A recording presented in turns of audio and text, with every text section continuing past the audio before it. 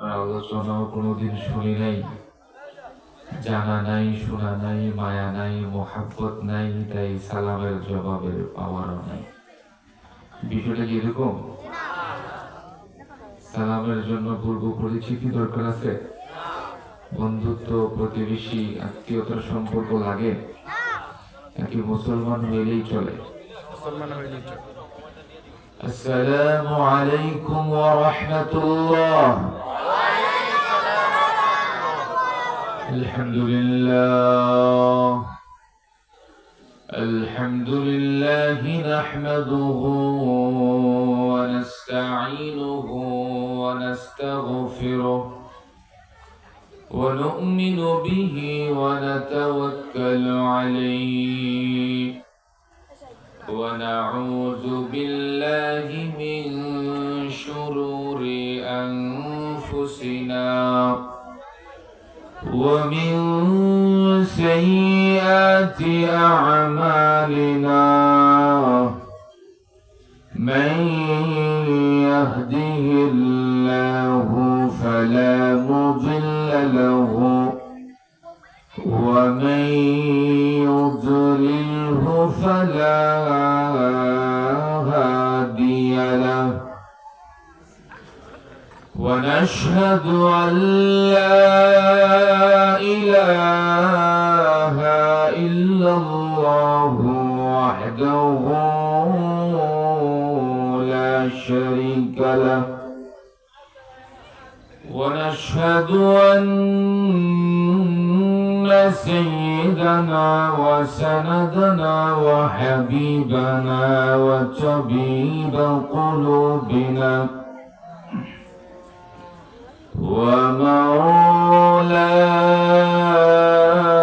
ومولانا محمدا عبده ورسوله الذي أرسله بالحق بشيرا ونذيرا وداعيا إلى الله بإذنه وسراجا وقمرا منيرا أما بعد فقد قال الله الكريم وفي فرقانه الحميد أعوذ بالله من الشيطان الرجيم بسم الله الرحمن الرحيم يا أيها الذين آمنوا اتقوا الله حق تقاته ولا تموتن إلا وأنتم مسلمون.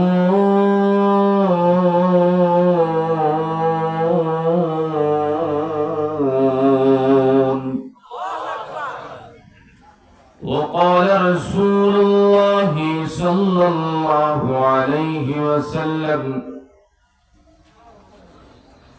الدنيا جيفة وطالبها كلاب. وقال تعالى إن الله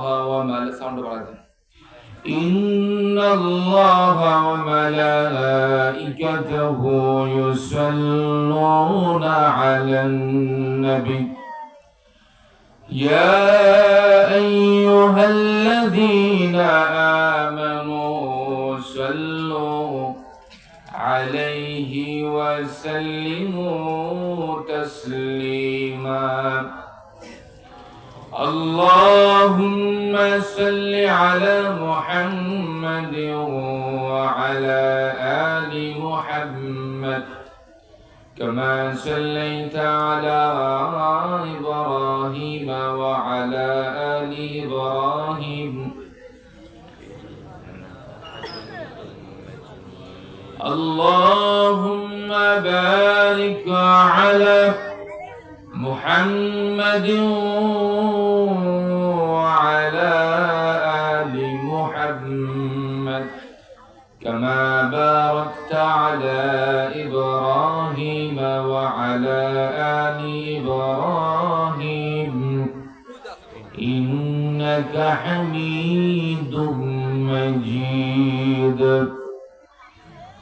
بلغ العلا بكماله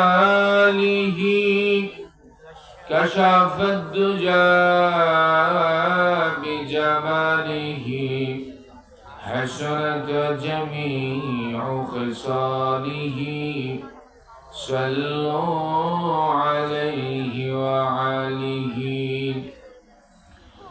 خلق میں اشراف ہو ہم یہ تیری مہربانی ہے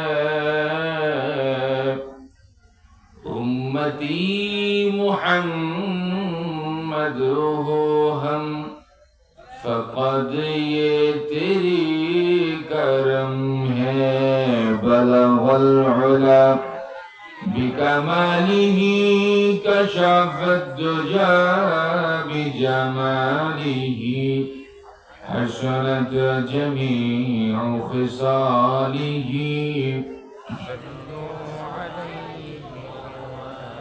फूल तो फूल नहीं है जिस फूल में बू नहीं दिल तो दिल नहीं है जिस दिल में खुदा नहीं बलगल उला بكماله كشف الدجى بجماله حسنت جميع خصاله صلوا عليه وعليه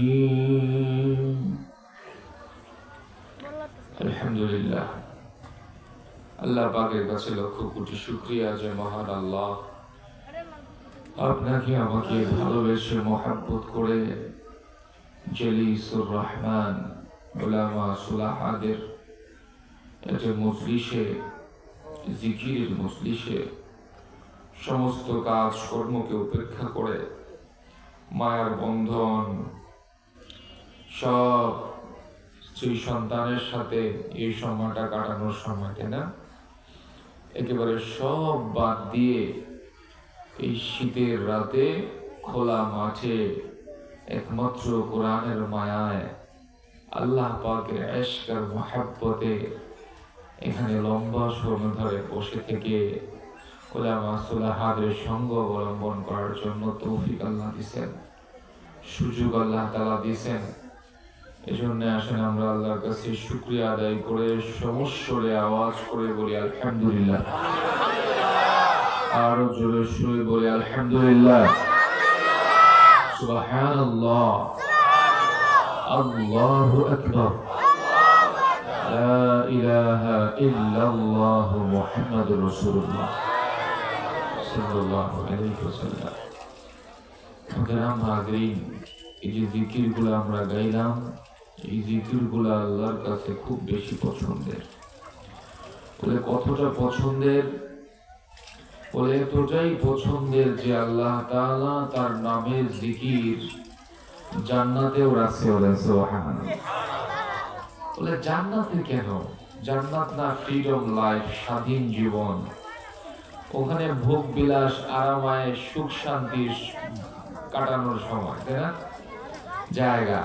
তো ওখানে আবার ইবাদত কেন? বলে ওখানে যে ইবাদত থাকবে এটার জন্য তোমার চেষ্টা কষ্ট নিয়ত করতে হবে না। শ্বাস প্রশ্বাস যেমন গ্রহণ করো এটার জন্য চেষ্টা কষ্ট করতে হয় না। শ্বাস নিতে নিয়ত করা লাগে লাগে না। তো জান্নাতে যে আল্লাহ তাআলা তার নামের জিকির রাখবে এটার জন্য কোনো নিয়ত চেষ্টা কষ্ট করতে হবে না। এমনি সর্বদা সর্বক্ষণ মালিকের নামের এই জিকিরগুলা অব্যাহত রাখবে মুমিনের দিলের ভিতরে। বলে সুবহানাল্লাহ। আচ্ছা তাহলে এটা কিসের জন্য? জান্নাতে যে আল্লাহ তার নামের জিকির রাখবে এটা কেন, কিসের জন্য?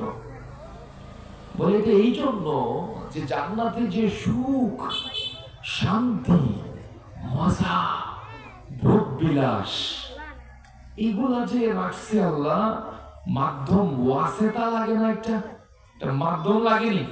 পাইপলাইন লাগে না? বলে মাধ্যম হিসেবে জান্নাতের সুখ শান্তি মজা মাধ্যম হিসেবে আল্লাহ রাখছেন তার নামের জিকির। বলে সুবহানাল্লাহ।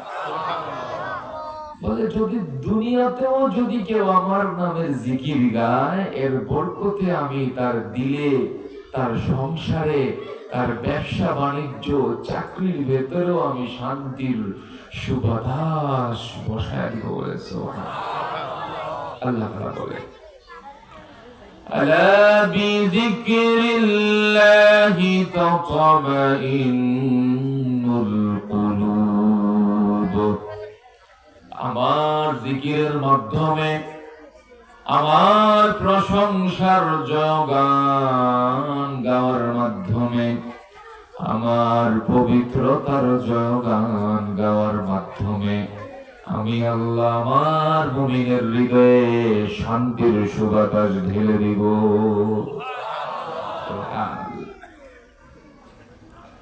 তো মুহতারাম মুআযিন, আল্লাহর কাছে আল্লাহর নামের প্রশংসা আল্লাহর নামের পবিত্রতার জয়গান এগুলো খুব বেশি পছন্দের।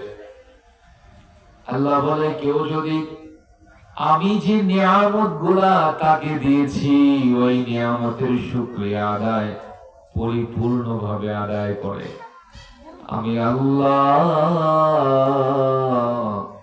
তার সমস্ত নিয়ামত বাড়াইতে থাকবো। বলেন সুবহানাল্লাহ। লাইন শাকারতুম লাযীদান্নাকুম ওয়া লাইন কাফারতুম ইন্না আযাবি লাশাদীদ। কেউ যদি আমার নামের শুকরিয়া আদায় করো, আমি যে নিয়ামত গুলো দিয়েছি ওই নিয়ামতের শুকরিয়া আদায় যদি করো, প্রত্যেকটা নিয়ামত আমি আল্লাহ বাড়ায় দিব। আর যদি আমার নিয়ামতের শুকরিয়া আদায় না করো, আমি তোমার জন্য বিষাক্ত বিষধর ভয়ঙ্কর আযাব রেখে দিয়েছি। ইন্না আযাবি লাশাদীদ, আমার আযাব বড় ভয়ঙ্কর। আল্লামা ইবনুল কাইয়্যিম আল জাওজি উনি তার কিতাবের ভিতরে বলে যে শুকর আদায় হয় তিনটা কাজের মাধ্যমে। এই কথাটা একটু মনোযোগ দিয়ে শুনেন, তাহলে আমরা আল্লাহর নামের শুকরিয়া আদায়টা করতে পারবো। আর করতে পারলে আমাদের নিয়ামত টাকা পয়সা অর্থ সম্পত্তি ব্যবসা বাণিজ্য আছে না, কামাই রুজির মাধ্যম চাকরি এগুলো আছে না, বলে এগুলার ভিতরে আল্লাহ বরকত দিয়ে দিবে, সুস্থতায় বরকত দিবে, তারা শানি মুক্ত জিন্দেগি দিবে, সুন্দর বাসস্থানের ব্যবস্থা করবে, চাকরি যে রিজিক ওই রিজিকের ভিতরে আল্লাহ বারাকা দিয়ে দিবে। যদি কেউ ভালোভাবে পরিপূর্ণভাবে শুকরিয়া আদায় করতে পারে। আচ্ছা শুনে থাকলে বলেন তো, আমি তো একটু আগেই বলছি যে শুকরিয়া আদায় হয় কয় কাজের মাধ্যমে? দেখা দেখা নাকি স্মরণ করিয়া? মনে করিয়া বলতেছেন তো? কয় কাজের মাধ্যমে শুকরিয়া আদায় হয় পরিপূর্ণভাবে? এক নম্বর হচ্ছে আল্লাহ বলে আমি যে তোমাকে নিয়ামত গুলা দিছি এইগুলার স্বীকারোক্তি প্রদান করবা। বলবা যে না আল্লাহ তুমি আমারে দিছো, আরো অনেকের চাইতে আমারে ভালো দিছো, আরো 10 জনের চাইতে আমাকে ভালো রাখছো। স্বীকার করবা, স্বীকার করবা। আমাদের ভিতরে এই স্বীকার উক্তিটা নেই যে মালিক আমারে যে দিছে আমি শুকরিয়া আদায় করি না, স্বীকার করি না। বলে শুকরিয়া আদায় হবে কিসের মাধ্যমে? বলেন বলেন, স্বীকারোক্তি প্রদান করার মাধ্যমে শুকরিয়া আদায় হবে। 2 নম্বর কি বলে, আল্লাহ যে নিয়ামত গুলো দিছে ওই নিয়ামত গুলার আলোচনা করার মাধ্যমে শুকরিয়া আদায় হবে প্রপার ভাবে। প্রপারলি আপনি মালিকের নিয়ামত গুলার শুকরিয়া আদায় করলেন যদি বাসায় বসে স্ত্রী সন্তানের সাথে, বন্ধু বান্ধবের সাথে আল্লাহর দেওয়া নিয়ামতের আলোচনা করে। আমার প্রিয়তম সহধর্মণী, আমার সুন্দরী রমণী, সুরসী সুশ্রী রূপবতী গুণবতী প্রিয়তমা সহধর্মিনী, দেখো আমি তোমারে পাইছি, তোমার মতো নেককার আবেদা সালেহা দিনদার পরহেজগার বিবি আমি পাইছি, আলহামদুলিল্লাহ।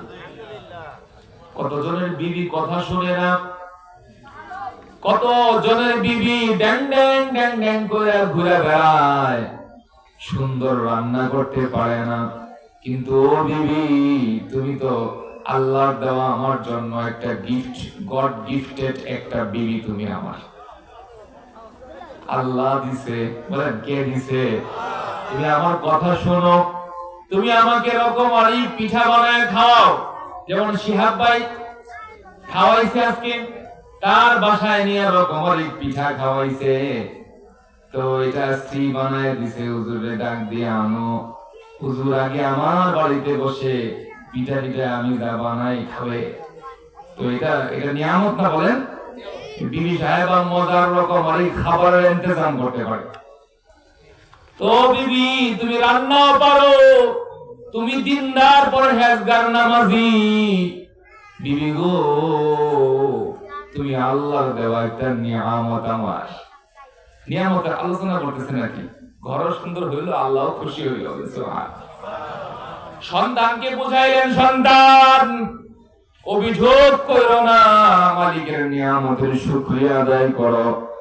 দেখো মালিক কত সুন্দর আমাদেরকে একটা টাইলসওয়ালা বাসায় থাকার তৌফিক দিছে। কত মানুষ থাকার জায়গা নাই, কনকনে শীতের রাতে রাস্তায় পড়ে আছে, গায়ে একটা কাঁথা দিবে, কাঁথাটাও নাই। সুন্দর একটা আরামদায়ক শীতের পোশাক পরবে, তাও নাই। ও সন্তান, দেখো মালিক 1000-1500 স্কয়ার ফিটের একটা ফ্ল্যাটে আমাদেরকে থাকার ব্যবস্থা করে দিছে। এই যে নিয়ামত গুলাই, নিয়ামতের আলোচনা করা। জিকির করেন, লা ইলাহা ইল্লাল্লাহ, লা ইলাহা ইল্লাল্লাহ, লা ইলাহা ইল্লাল্লাহ, লা ইলাহা ইল্লাল্লাহ। কেউ যায় না, কেউ যায় না।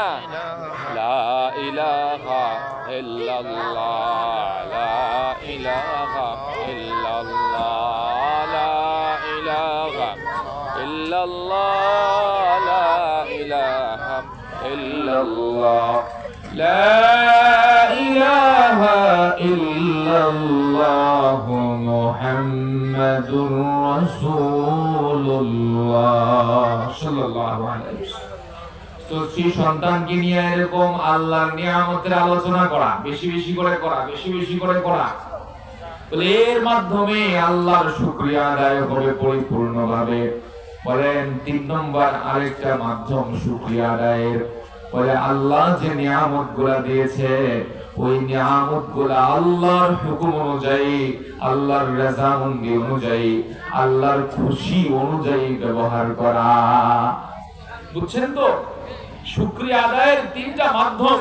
1 নম্বর, মালিক যে নিয়ামত গুলো দিছে এগুলার স্বীকারোক্তি প্রদান করা। 2 নম্বর, মালিক যে নিয়ামত গুলা দিছে ওই নিয়ামতের আলোচনা করা। 3 নম্বর, মালিক যে নিয়ামত গুলা দিছে ওই নিয়ামত গুলা তার নির্দেশনা অনুযায়ী, তার হুকুম অনুযায়ী, তার বিধান অনুযায়ী ব্যবহার করা। তার খুশি অনুযায়ী ব্যবহার করা, নাকি নিজের খুশি মতো? বলে এই তিন কাজের মাধ্যমে মালিকের শুকরিয়া আদায় হবে। আর যদি কেউ বেসবরি করে, আল্লাহ বলেন ইন্না আযাবি লাশাদীদ, তার জন্য ভয়ঙ্কর বিষাক্ত বিষধর আযাবের ব্যবস্থা রয়েছে।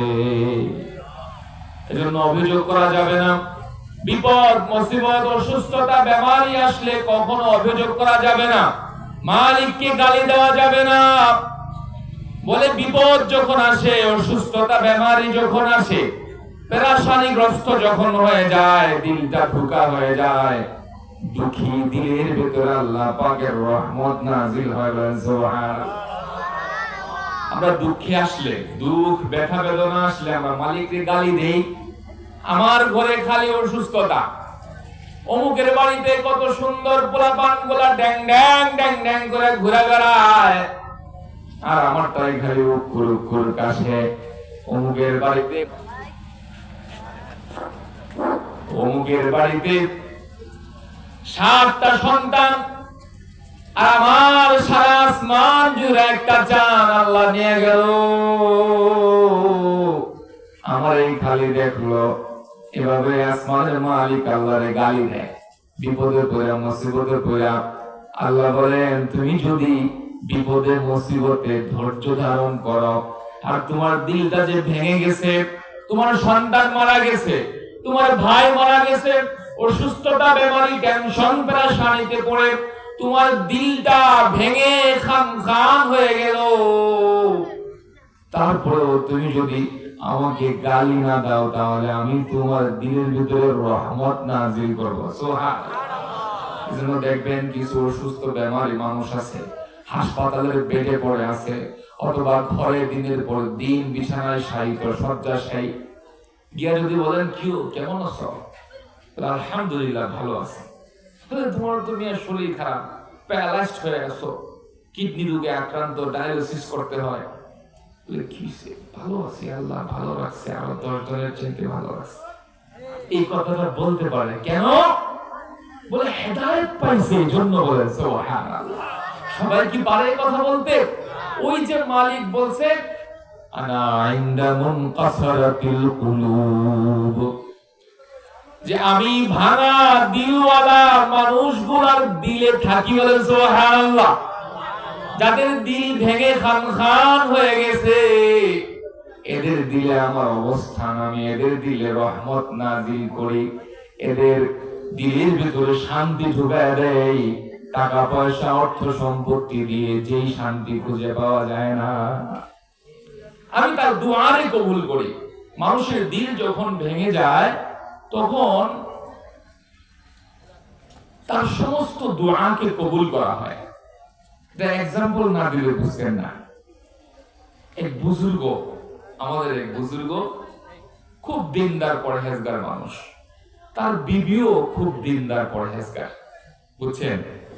খারাপ লাগতেছে, উঠে না কিন্তু খবরটা, উঠলে কিন্তু আমার মন ভেঙে যায়, পরে কিন্তু ওয়াজ কিছুই হবে না। কেউ উঠেন না মেহেরবানি করে। নওজোয়ান ভাইরা, আপনারা বৈশা যান এখানে, আপনাদের জন্য আসমানের মালিক আল্লাহ কত অপরচুনিটি রাখছে জানেন? আপনারা যখন কোনো মজলিসে বসেন, তখন ওই মসজিদের দাম বাইরা যায়।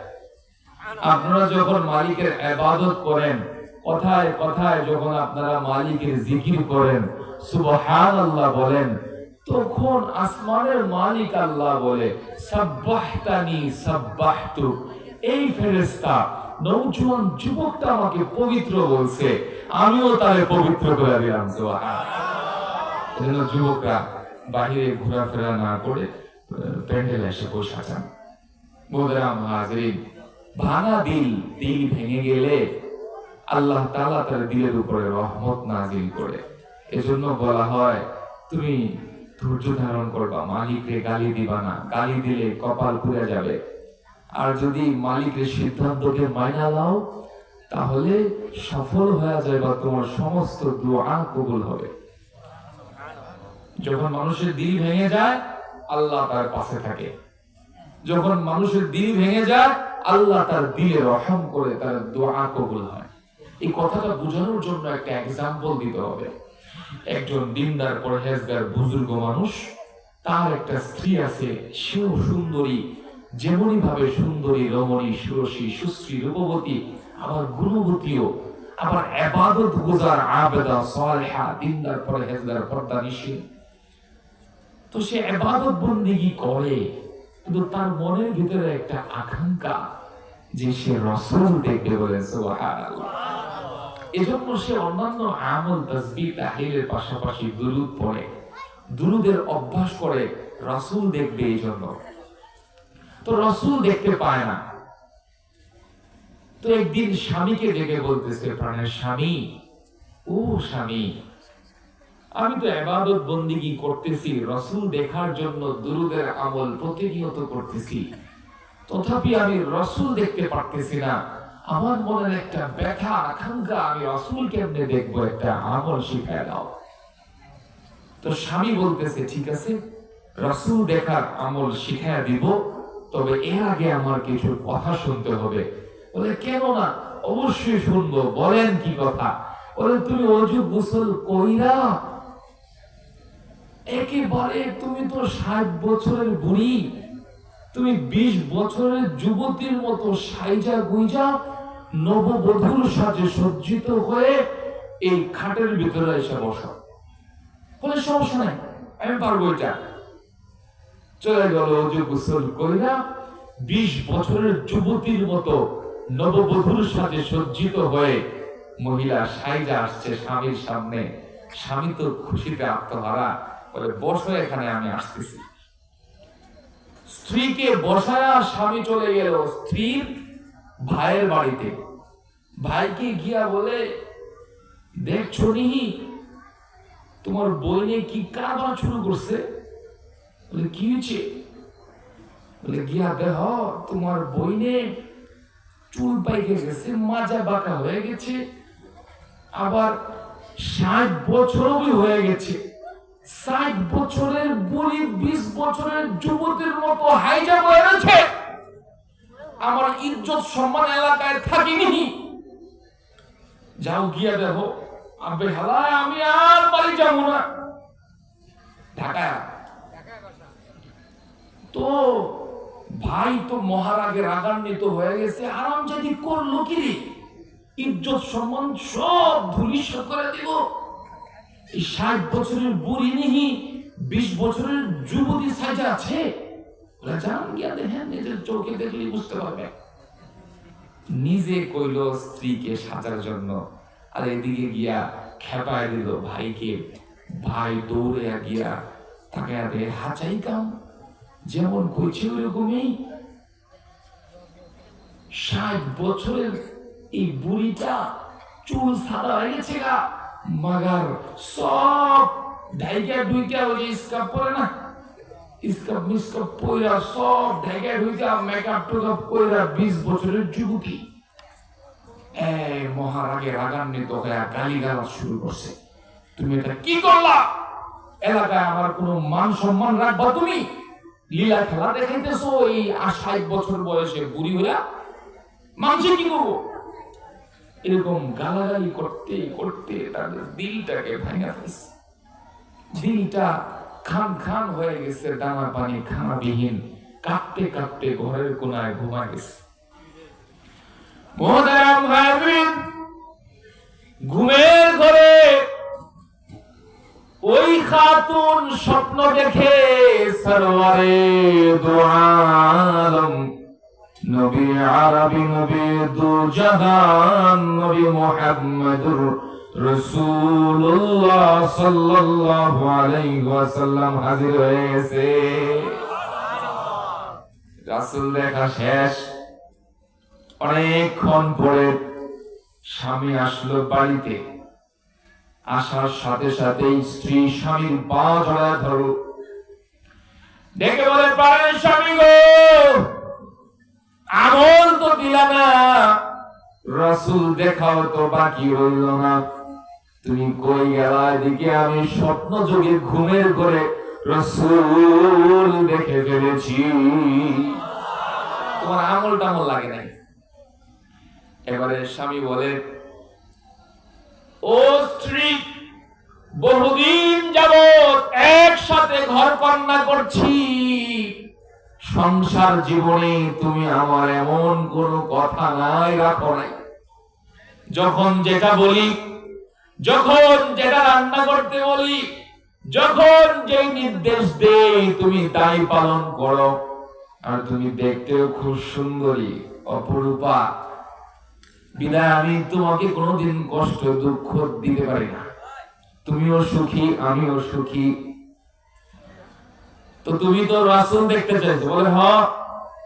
তো রাসূল দেখার জন্য আমলও করতেছিলা? বলে হ্যাঁ। সব আমল করলাম, কিন্তু রাসূল দেখতে পারলাম না। বলে আসমানের মালিক আল্লাহ বলে আনা ইনদা মুনকাসারাতিল কুলুব, আমি কিন্তু সুখী হৃদয় না ভাঙা দিলওয়ালার পাশে থাকি। কিতাবুজ জুহদে আসছে সাইয়েদনা মূসা আলাইহিস সালাম আসমানের মালিক আল্লাহকে ডেকে বলে, মালিক আমি কালিমুল্লাহ, তো আমি তো তোমার সাথে কথা বলি, বহুদিন কথা বলি, কিন্তু আমার তো আপনাদের দেখতে মন চায়। আরে দেখতে যেতে পারবো না, হাজারে কথা বলবো না, এই শখ আমি পূরণ করতে পারবো না। তাহলে কোন আপনি কই থাকেন? তুমি তো খুব চালাক লোক, দেহার জন্য আমার জায়গা খুঁজতেছ? বলে হ্যাঁ, দেহা দিবেন না, জায়গাটা চিন্তা চিনাই দেন।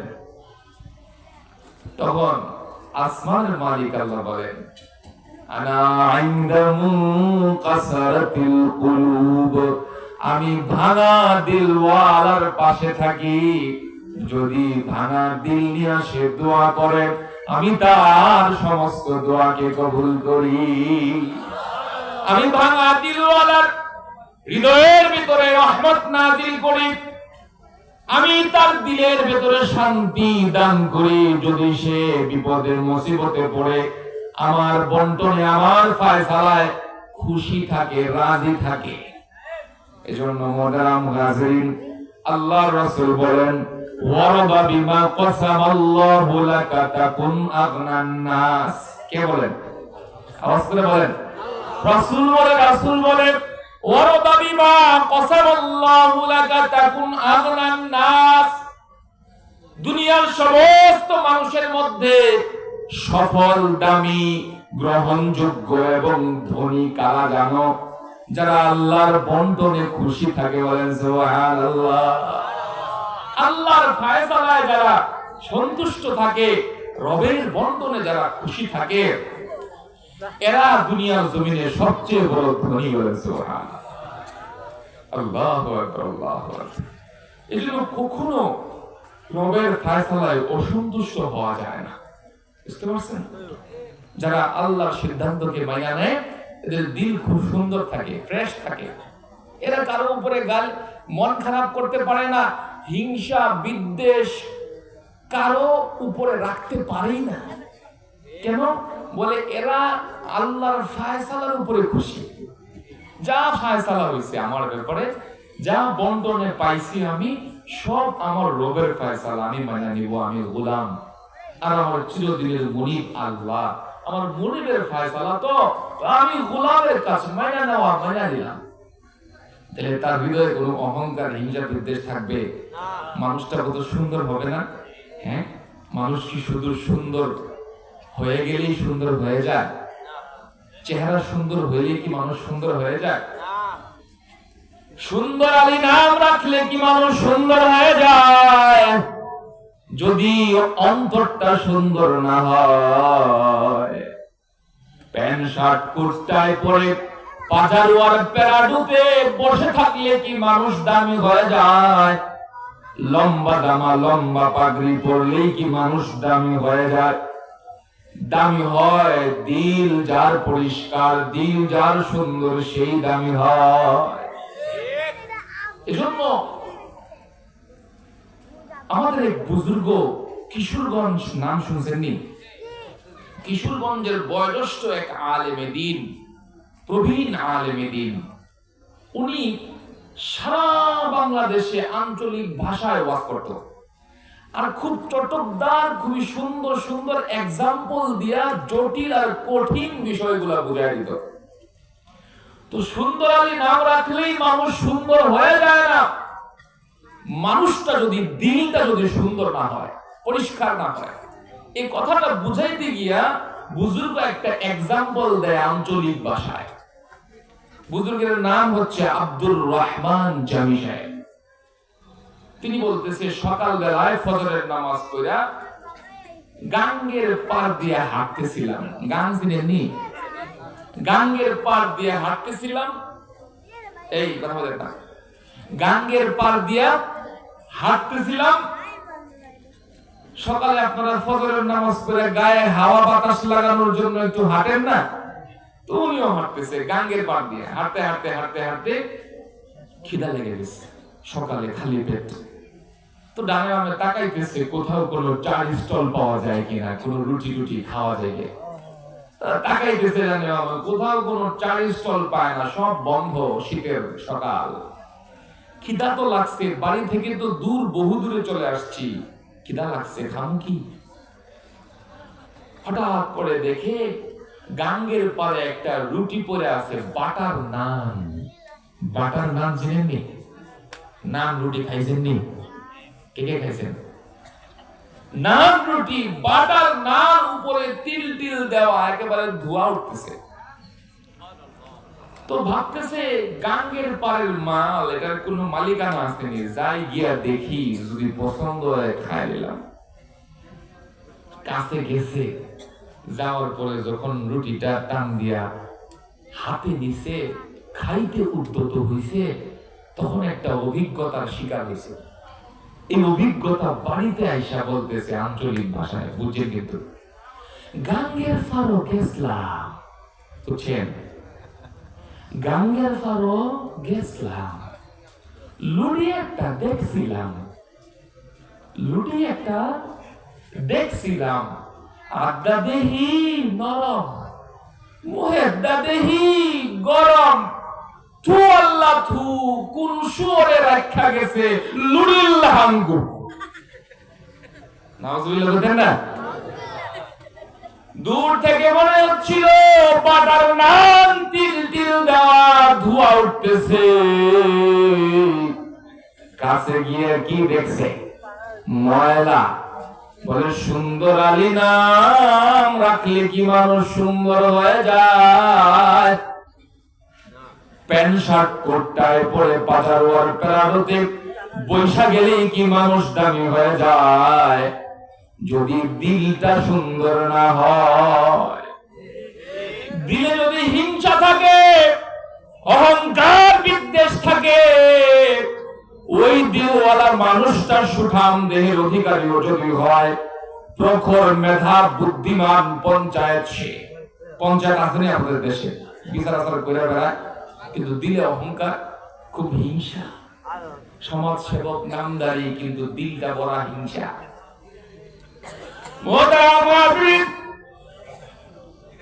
প্রখর মেধার অধিকারী হইলেই কি মানুষ দামি হয়ে যায়?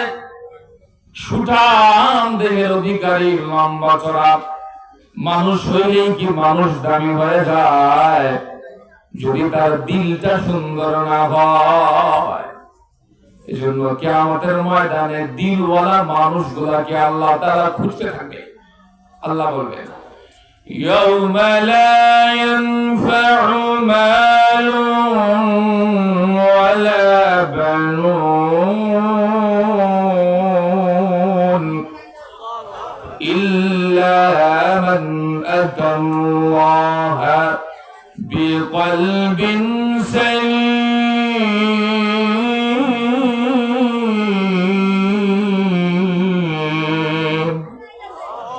কিয়ামতের ময়দানে টাকাওয়ালা, গাড়িওয়ালা, বাড়িওয়ালা, ক্ষমতার গতিওয়ালা মানুষকে আল্লাহ তাআলা খুঁজবে না, কেবল মাত্র শুধুমাত্র খুঁজে বেড়াবে কিয়ামতের ময়দানে আল্লাহ তাআলা দিলওয়ালা মানুষ, কলবে সালিম, পরিষ্কার দিলওয়ালা মানুষগুলাকে আল্লাহ তাআলা সেদিন কহার থাকবে। কিয়ামতের ময়দানে মালিক মহারাগে রাগান্বিত থাকবে। তথাপি আসমানের মালিক আল্লাহ এত রাত থাকার পরেও কিয়ামতের ময়দানে দিনওয়ালা মানুষগুলোকে ডাকতে থাকবে।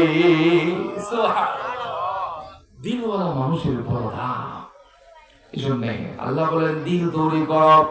আলা বিযিকরিল্লাহি তাতমাইন্নুল কুলুব। আমার জিকিরের মাধ্যমে, আমার প্রশংসার জয়গান গাওয়ার মাধ্যমে, আমার পবিত্রতার জয়গান গাওয়ার মাধ্যমে আমি আল্লাহ আমার মুমিনের হৃদয়ে শান্তির সুবাতাস ঢেলে দেব। সুবহানাল্লাহ, দিলটারে দামি করবে, দিলে শান্তি ঢুকাইয়া দিবে। বলেন না কার নামের জিকিরের মাধ্যমে? আল্লাহর নামের জিকিরের মাধ্যমে আল্লাহ তাআলা দিলে শান্তি দিবে। এজন্য সর্বদা সর্বক্ষণ জিকিরের হালতে থাকা। তো মুহতারাম হাজিরিন, যে কথা বলতেছিলাম, সুবহানাল্লাহ, আলহামদুলিল্লাহ, আল্লাহু আকবার, লা ইলাহা ইল্লাল্লাহ, এগুলাই কিন্তু খালি জিকির না। জিকির কিন্তু 5 ওয়াক্ত নামাজও। জানেন না আপনারা? অনেক ভন্ডারা কয় যে নামাজ টামাজ লাগে না, খালি জিকির করলেই চলে। আছে না? নামাজ, জিকির এর মাধ্যমে মানুষের দিলে শান্তি আসে। কোরআন তেলাওয়াত এটাও জিকির, এর মাধ্যমে মানুষের দিলে শান্তি আসে। এমনকি মানুষের শরীরে সুস্থতাও আসে কোরআন তেলাওয়াতের মাধ্যমে। সুবহানাল্লাহ, ওয়া নুনাজ্জিলু মিনাল কুরআনি মা হুয়া শিফা। আল্লাহ বলে আমি আল্লাহ গোটা কোরআন শিফা দিয়ে ভরে দিয়েছি। বলেন সুবহানাল্লাহ। এই কোরআনের ভিতরেই শিফা। এই কোরআনের মাধ্যমে, এই জিকিরের মাধ্যমে বদনে শান্তি আসবে, অন্তরে শান্তি আসবে। বলে সুবহানাল্লাহ। আর এই কোরআনের মাধ্যমেই মানুষ জান্নাতি হবে, জাহান্নাম থেকে নাজাত পাবে। কেউ যদি কোরআন পড়ে আর কোরআন অনুযায়ী আমল করে, অথবা সে কোরআন শিখে, ওহির ইলম শিখে আলেম হয়, তাহলে সে কি হয়? বলে সে এই কোরআনের ওহির ইলম শিখার কারণে বলে সে এত দামি হয়, তার জন্য জাহান্নাম পর্যন্ত হারাম হয়ে যায়। জাহান্নাম থেকে বাঁচার জন্য 4টা রাস্তা আছে, খুব সহজ। জাহান্নাম থেকে 1 নম্বর পথ, বাঁচার পথ, কোন? আলেম হয়ে যাও। ওহির ইলম, কোরআনের ইলম অর্জন করো, আলেম হয়ে যাও, তাহলে তুমি জাহান্নাম থেকে বেঁচে যাবে। আও মুতাআল্লিমান, অথবা আলেমের ছাত্র হয়ে যাও। আও মুত্তাবিআন, অথবা আলেমের অনুসারী হয়ে যাও। আও মুহিব্বান, অথবা তুমি আলেমকে ভালোবাসনেওয়ালা হয়ে যাও, আলেমকে ভালোবাসো। তাইলে এই 4টা পথে তুমি জাহান্নাম থেকে বাঁচা জান্নাতে যেতে পারবা। ওয়ালা তাকুন খামসান ফাতাহলিক, যদি 5ম ব্যক্তি হয়ে যাও, আলেমকে ঘৃণা করো, ধ্বংস হয়ে যাবা, ধ্বংস হয়ে যাবে। অন্তত আলেমকে মুহাব্বত করো। আলেমকে যদি কেউ মুহাব্বত করে, আসমানের মালিক আল্লাহ তারে মুহাব্বত করে। সুবহানাল্লাহ। এই কথাটা বলবো, একটা এক্সাম্পল না দিলে আপনারা বুঝবেন না।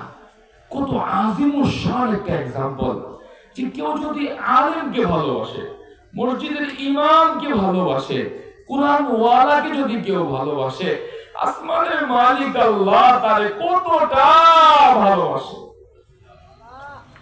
মুহতারাম মুআজ্জিন, সুলতান মাহমুদ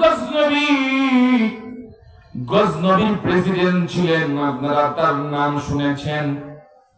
যারা কিতাবাদি পড়েন, কিছু উলামায়ে কেরামের কিছু মালফুজাত মুতাআলা করেন, তারা হয়তো এই বুজুর্গের নাম শুনে থাকবেন, সুলতান মাহমুদ ইবনে গজনবী। কোরআন ওয়ালাকে মুহাব্বত করেছিল, তাই রব তাকে মুহাব্বত করেছে। রাসূল কবর জগৎ থেকে তাকে মুহাব্বত করে তাকে দেখা পর্যন্ত দিয়েছে, তার মনের আশাগুলোকে পূরণ করেছে। সুলতান মাহমুদ গজনবী বড় ন্যায় বিচারক, খুবই আল্লাহওয়ালা, দিনদার, খোদাভীরু, আবেদ, জাহেদ একজন বাদশা ছিল। সুলতান মাহমুদ রাত্রি গভীর রজনীতে বাদশা ছদ্মবেশে বের হয়ে প্রজাদের হাল হাকিকত বোঝার জন্য বের হয়ে যেত।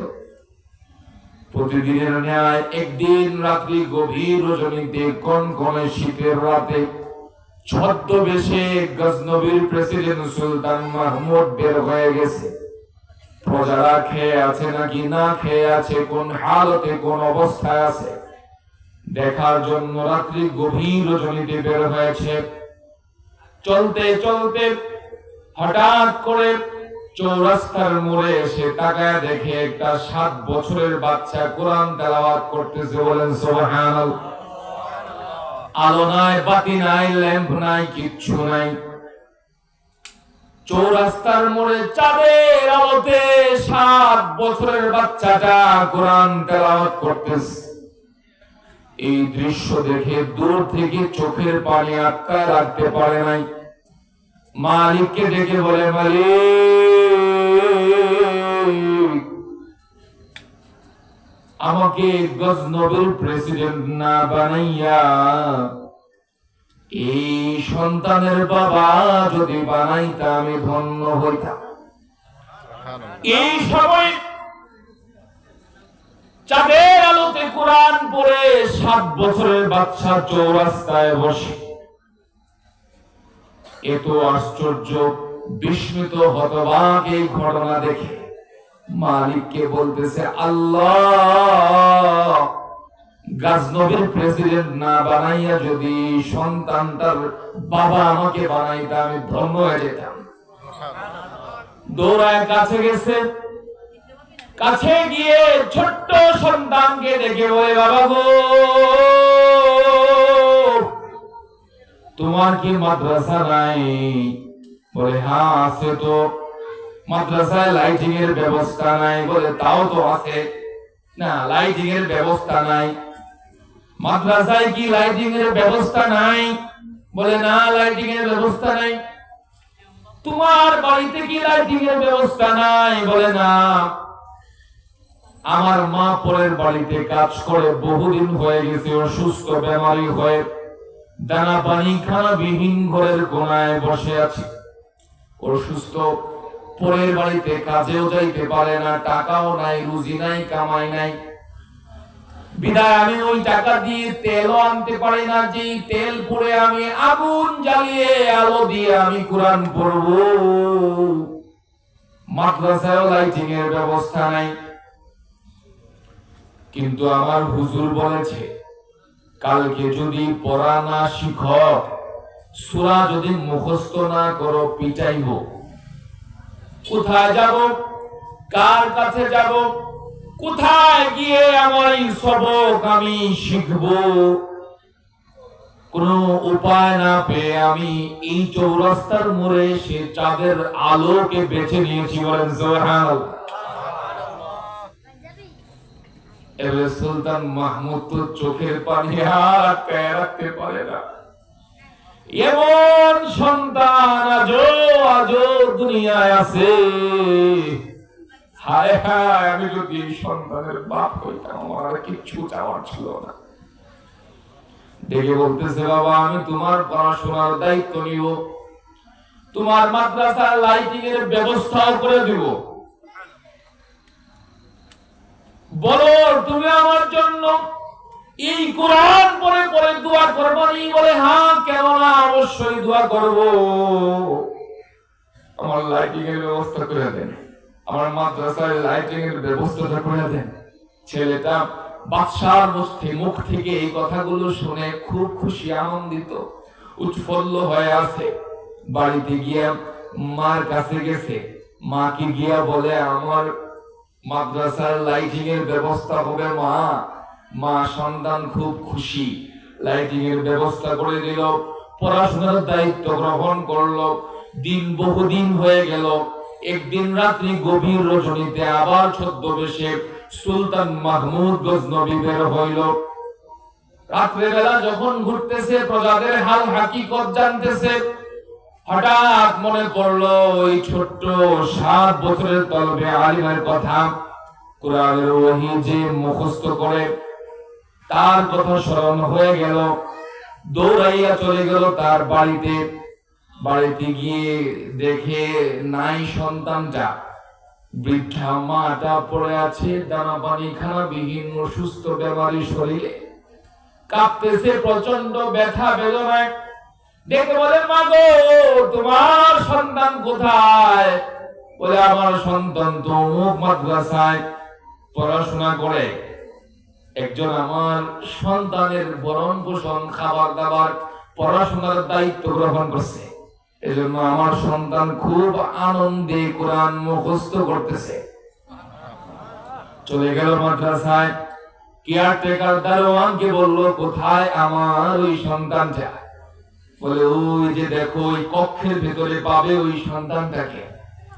দৌড়ায় গেল, গিয়ে দরওয়াজাটা খুলতেই তাকায় দেখে 7 বছরের বাচ্চাটা সবাই ঘুমায় আছে, কিন্তু ওই বাচ্চাটা বাতি জ্বালাইয়া মালিকের কোরআন পড়তেছে। দৌড়ায় গেল, পা ধরে বলতেছে, আব্বু, আজকে তোমার কাছে আমি ভিক্ষা চাইবো। 3টা জিনিস তোমার কাছে ভিক্ষা চাইবো, আমারে দিবানি? বলে, কেন না, ভিক্ষা কেন চাইতেছ? তুমি আমার মাদ্রাসার লাইটিং এর ব্যবস্থা করেছ, তুমি আমার পড়াশোনার দায়িত্ব গ্রহণ করেছ, ভিক্ষা চাইবা কেন? বলো কি চাও, আমি তোমার দিব। বলেন সুবহানাল্লাহ। মালিক এই কোরআনের ভেতরে সব রেখেছে, আমি কোরআন থেকে একটা একটা করে তোমার সব তুলে দিব। বলেন সুবহানাল্লাহ। আমি তোমার কাছে 3টা জিনিস চাই, তুমি আমার জন্য দোয়া করো, আল্লাহ যেন আমার এই 3টা আশাকে পূরণ করে। আল্লাহ যেন আমাকে, আমার মনের এই 3টা আশাকে পূরণ করে দেয়। তুমি একটু দোয়া করো, তোমার দোয়া আল্লাহ ফেরা দিবে না। বাচ্চাটা দোয়া করলো, দোয়া কবুল হয়ে গেল। বাদশা দৌড়ায় রাজমহলে গিয়ে তাহাজ্জুদের নামাজ পড়ে ঘুমায় গেছে। সুলতান মাহমুদ গজনবী রাত্রি গভীর রজনীতে স্বপ্ন দেখে সাইয়্যিদুল মুরসালিন, ইমামুল মুরসালিন, খাতামুন নবীয়্যিন, নবী মুহাম্মদুর রাসূলুল্লাহ সাল্লাল্লাহু আলাইহি ওয়াসাল্লাম স্বপ্ন যুগে হাজির হয়ে গেছে।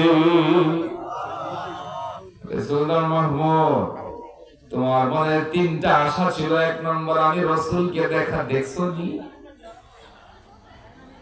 আর তোমার মনে 2 নম্বর আশা ছিল, ইহকালে পরকালে, দুনিয়া জমিনে এবং পরজগৎ জগতে, আখিরাতে শ্রেষ্ঠ কারা, ইহকালে পরকালে শ্রেষ্ঠ কারা, এটা জানার দরকার ছিল তোমার। তুমি খুব, তোমার মনের খুব আকাঙ্ক্ষা, ইচ্ছা ছিল, ইহকালে পরকালে শ্রেষ্ঠ কারা, এটা জানার খুব ইচ্ছা ছিল, তাই না? বলে, আল্লাহর রাসূল বলে, আমি তোমাকে জানাই দেই। বলে, হ্যাঁ। আল্লাহর রাসূল বলে, খায়রুকুম মান তাআল্লামাল কুরআনা ওয়া আল্লামা, ইহকালে পরকালে শ্রেষ্ঠ তারা কোরআন শিখে শিখায় যারা। সুবহানাল্লাহ। এরপরে 3 নম্বর আশা ছিল, তুমি তোমার পিতৃ পরিচয়টা জানতে চাইছিলা। তোমার বাবা কে? তুমি ছোট্টবেলা তোমার বাবা ছিল বিদেশে, মানুষ তোমার মার নামে বদনাম করত, তোমার পিতৃ পরিচয় নাই, সবাই তোমাকে গালিগালাজ করত, তোমাকে জারজ সন্তান বলতো, পিতৃ পরিচয়হীন জারজ সন্তান তোমাকে বলতো। তুমি তোমার পিতার পরিচয় জানার খুব আগ্রহ ছিল। আমি তোমাকে তোমার বাবার নাম বলে দেই, তুমি সুলতান মাহমুদ ইবনে সবক্তি। সুবহানাল্লাহ। তোমার বাবার নাম সবক্তি, সবক্তির সন্তান তুমি সুলতান মাহমুদ, গজনবীর প্রেসিডেন্ট হয়েছে। মুহতারাম হাজিরিন, কোরআন ওয়ালাকে ভালোবাসার কারণে মালিক তো ভালোবাসছে, রাসূল স্বপ্ন যুগে আয়েশা তার মনের আশা পূরণ করে দিয়েছে। সুবহানাল্লাহ। এরপরে সারা জিন্দেগি কোরআন ওয়ালার খেদমত করে কাটাইছে। বলেন সুবহানাল্লাহ। এজন্য এই কোরআন জিকির, কোরআনের মাধ্যমে মানুষের দিলে শান্তি আসে, মানুষ দামি হয়। কোরআন যদি কেউ পড়ে বলে এর বরকতে মানুষটা দামি হয়। কোরআন যদি কেউ শিখে এর বরকতে মানুষ দামি হয়। কোরআন ওয়ালাকে যদি কেউ মুহাব্বত করে এর বরকতেও মানুষ দামি হয়ে যায়। বলেন সুবহানাল্লাহ। এজন্য শুধু সুবহানাল্লাহ, আলহামদুলিল্লাহ, আল্লাহু আকবার এগুলাই জিকির না, 5 ওয়াক্ত নামাজ জিকির। বলেন সুবহানাল্লাহ। 5 ওয়াক্ত নামাজ জিকির। কোরআন আমরা যদি না শিখি, আমাদের দৈনন্দিন জীবনের সবচেয়ে গুরুত্বপূর্ণ ইবাদতের নাম কি? নামাজ। বলেন না, নামাজ। আমাদের দৈনন্দিন জীবনের সবচেয়ে গুরুত্বপূর্ণ ইবাদতের নাম কি গো? নামাজ। যার নামাজ ঠিক নাই তার কোনো ইবাদতই ঠিক নেই। যার নামাজ ঠিক তার সব ঠিক। যার নামাজ ঠিক নেই তার কোনো ইবাদত ঠিক নেই। আর নামাজ ঠিক হয় কোরআন তেলাওয়াত সহিহ হইলে, কোরআন ঠিক থাকলে। কোরআন যদি ঠিক না থাকে তার নামাজও বরবাদ, হজও বরবাদ, সব বরবাদ। এজন্য কোরআন শিখা দরকার আছে কি নাই? আমাদের যুবকরা কোরআন শিখেনি? আমাদের যুবকরা কোরআন পড়তে পারে তো ইনশাআল্লাহ? নাকি 40 বছর হয়ে গেছে এখনো কোরআন শিখা হয়নি? 40 সালে উমরে আজিজত গুজাস মেজাজে তো আজহালত ফিলে নগাশ। আমাদের জীবন কি এরকম নাকি যে জীবনে 40টা বছর অতিক্রম হয়ে গেল এখনো রবের ইবাদত কেমনে করতে হয় শিখি নাই?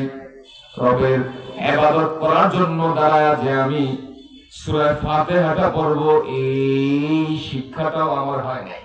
এরকম মুহতারাম হাজিরিন, এরকম যুবক আছে যে তার কোরআন সহি না। কোরআন তো কোরআন সেজদায় গিয়া রুকুতে গিয়া যে সুবহান রাব্বিয়াল আযীম বলবে এটাও সে জানে না। আমাদের এলাকায় এক নওজোয়ান যুবক রাত্রি গভীর রজনীতে আমার আব্বার সাথে দেখা হয়েছে। ঢাকায় মানুষ, ঢাকায় ভাষায় কথা বলে। তো আমার আব্বা এরকম বয়ান শেষ করে ঢাকায় ঢুকছে। দুইটা যখন মাদ্রাসায় থেকে বাসায় যাবে রাত বাজে তখন 2টা। এই 2টার সময় যখন বাসায় যাবে রাস্তায় এক মস্তানের সাথে দেখা। মস্তান তো না, শুধু মস্তান না, সে এলাকার সবচেয়ে বড় নেতার ছেলে। এজন্য মদ্যপান করে প্যান্ট খুলে হাফ প্যান্ট পরে রাস্তায় মাতলামি করলেও কেউ কিছু বলে না। নেতার পোলা কে কি কয়? তো এজন্য সে মাস্তানি করতেছে, মাতলামি করতেছে, রাস্তায় যারে পাইতেছে তারে মারতেছে, অকাত্য ভাষায় গালিগালাজ করতেছে। তো আব্বা 2টা বাজে গাড়ি রাইখা যখন বাসায় যাবে তখন দেখে ও রাস্তায় এরকম মাতলামি করতেছে। তো ওরা দেখা জোরসোর হয়ে গোপনে বাসায় যাওয়ার চেষ্টা করতেছে। যদি ওর সাথে দেখা হয়ে যায় তাহলে কি ইজ্জত থাকবে? যদি জড়ায় ধরে একটা ঘুষি মারা দেয় ইজ্জত থাকবে? কারণ অত মাতাল মদ খায়া ও মাতলামি করতেছে। তো আব্বা গোপনে যাওয়ার চেষ্টা করতেছে কিন্তু বাঁচতে পারে নাই। ওই মাতাল দেখা ফেলছে, দেখা এসে বলে হুজুর আপনার হাওয়ায় এত ভালোবাসি আর আপনি হাওয়ায় আমার দেখে পাইবার লাগছেন। আহেন এই হুজুরে 50টা রুটি দে আর 40টা ডিম দে। তার কি ছিটছে না লাগছে? বলেন ছিটছে না? বলে হুজুরে 50টা রুটি দে 40টা ডিম দে। হুজুরে আমি বড় মোহাব্বত করে ভালোবাসি। হুজুরের ওয়াজটা শুই না একবারে কলজা মলজা সব গলে জায়গা। হুজুরে পাইছি, হুজুর আহেন আজকে আপনার নিয়ে রুটি পরোটা খাবো। আব্বা বলতেছে আমি তো মাহফিল থেকে আসছি, আমি এখন কিছু খাবো না, আমাকে ছেড়ে দাও, আমি চলে যাবো। বলে না, আপনার সাথে বৈশা আজকে খাবার দাবার খাবো আর কিছু গল্প গুজব করবো। আপনি হালাই মন করেন কিলা? বহুদিন পরে পাইছি আপনারে। বলে আমি খাবো না, কি করবো? কয়ালাও আমি খাইছি। কয় আপনি যে হালায় শুক্রবারে বয়ান করেন অন্তর মন্তর সব একবারে গলে জায়গা। মাথার একটা অসুবিধা হয়। মাথা কি অসুবিধা? বলে আপনি যে আল্লাহ রুকুতে যান, কি পড়েন এতক্ষণ ধরে, মাজা মোজা সব ব্যথা হয়ে যায়, কি পড়েন আপনি? বলে তুই কি পড়ছ দেখো আগে বেটা, রাত্রেবেলা আমাদের তুই ডিস্টার্ব করতেছিস, তুই কি করস? আমি কি করি এরকম না, আপনি কি কর? এত লম্বা সময় রুকুতে পড়ে থাকে, তুই কবি, আর না হলে কিন্তু এই জায়গায় তোর মার শুরু করবো। খাইছি আমারে এবারটা তুই ক। তো পাশেরটা করতেছে হৌরের পু, কি কর? হৌরের পু, হুজুর লোকের রাত 2টা বাজে বেয়াদবি করলাচ্ছ, আগামীকালকে কিন্তু বিচার বসায় দেবো তোমার লেগা। আমি হালাই হুজুরের লোকে বেয়াদবি করে ডাবল জাহান্নামে যায় পারো না, তুমি কও। তখন আব্বা বলতেছে লাড়িটা নিয়ে বাড়ি শুরু করবো, তাড়াতাড়ি ক কি কষ্ট লুকোতে গিয়া। আমি কই ছানালা জিন, ছানালা জিন, ছানালা জিন, এই কৌতর বাচ্চা তুই এটি কস, তো শুদ্ধ হচ্ছে না হুজুর? আবার তো শুদ্ধ হয়েছে নি, আপনি কি কর? আব্বা কয় আমি কই সুবহান রাব্বিয়াল আযীম।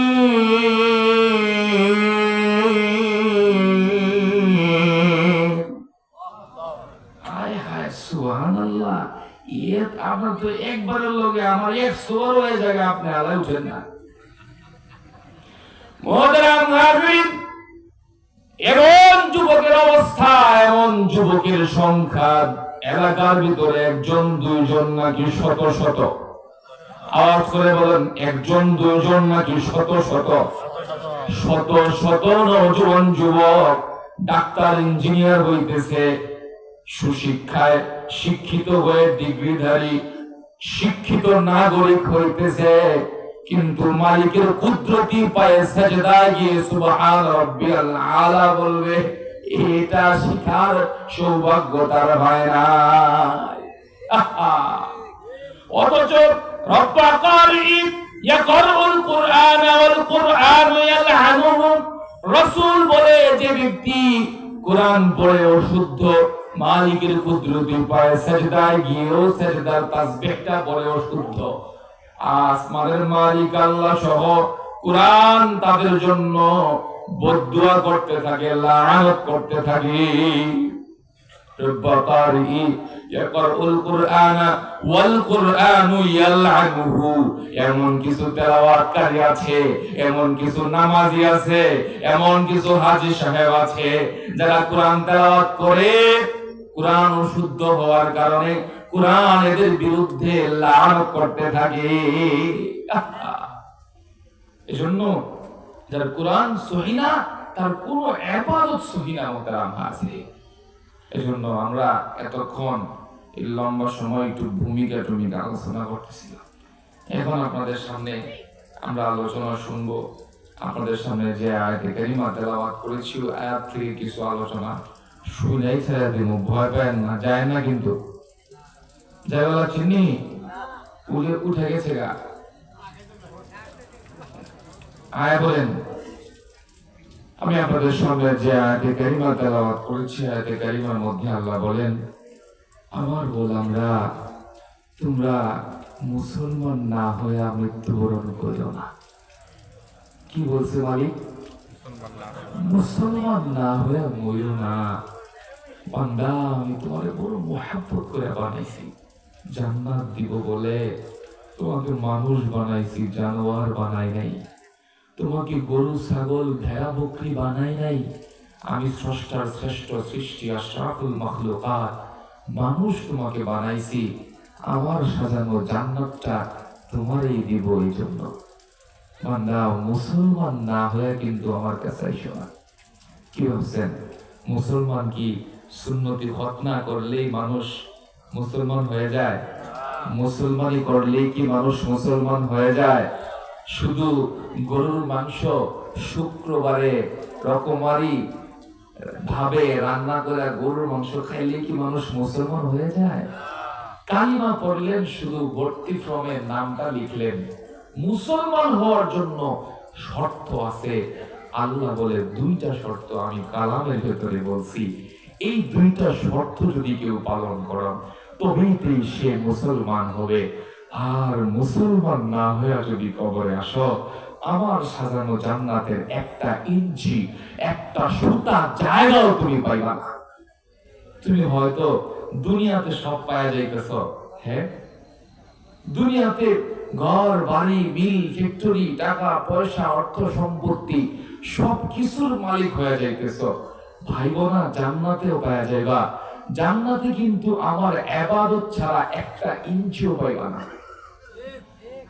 খাও, তুমি খাইতে থাকো, যত খুশি খাইতে থাকো, সুদ ঘুষ হারাম অন্যের মাল আত্মসাৎ চাঁদাবাজি টেন্ডারবাজি করে খাইতেছো, খাও। জানে রেখো জানোয়ারও খায় তোমার মতো, জানোয়ার বরঞ্চ তোমার চাইতে বেশি খায়। একটা বাঘ সে প্রতিদিন 60 কেজি মাংস খায়। এই নজওয়ান যুবক বলেন কয় কেজি মাংস খায় একটা বাঘ? এই অবস্থা বলেন কয় কেজি? 60 কেজি মাংস খায়। যদি এটা হরিণের হয় 1,20,000 টাকা, যদি হয় এটা মহিষ অথবা গরু ছাগলের তাইলে হয় 50 থেকে 50,000 টাকা। আপনি আমি খাই কত টাকার? মাত্র 250 গ্রাম চাউলের ভাত সারাদিনে। তাও আমি রিজিকের পেরেশানিতে স্টক করি, ব্রেন স্টক করি, হার্ট অ্যাটাক করি। কেন? বলে বাঘে শুধু আজকের ফিকির করে, এখন রাইট নাও আমি আজকে কি খাবো, এজন্য সে পেরেশানি ছাড়া খাবার খাইতেছে, চাকরি ব্যবসা ছাড়া সে খাবার খাইতেছে। আর আমি আপনি আগামী 20 বছরের চিন্তা করি বসে বসে, বিদায় 250 গ্রাম চাউলের ভাত এটা খাইতে গিয়া মাথা স্ট্রোক করে, ব্রেন স্ট্রোক করে।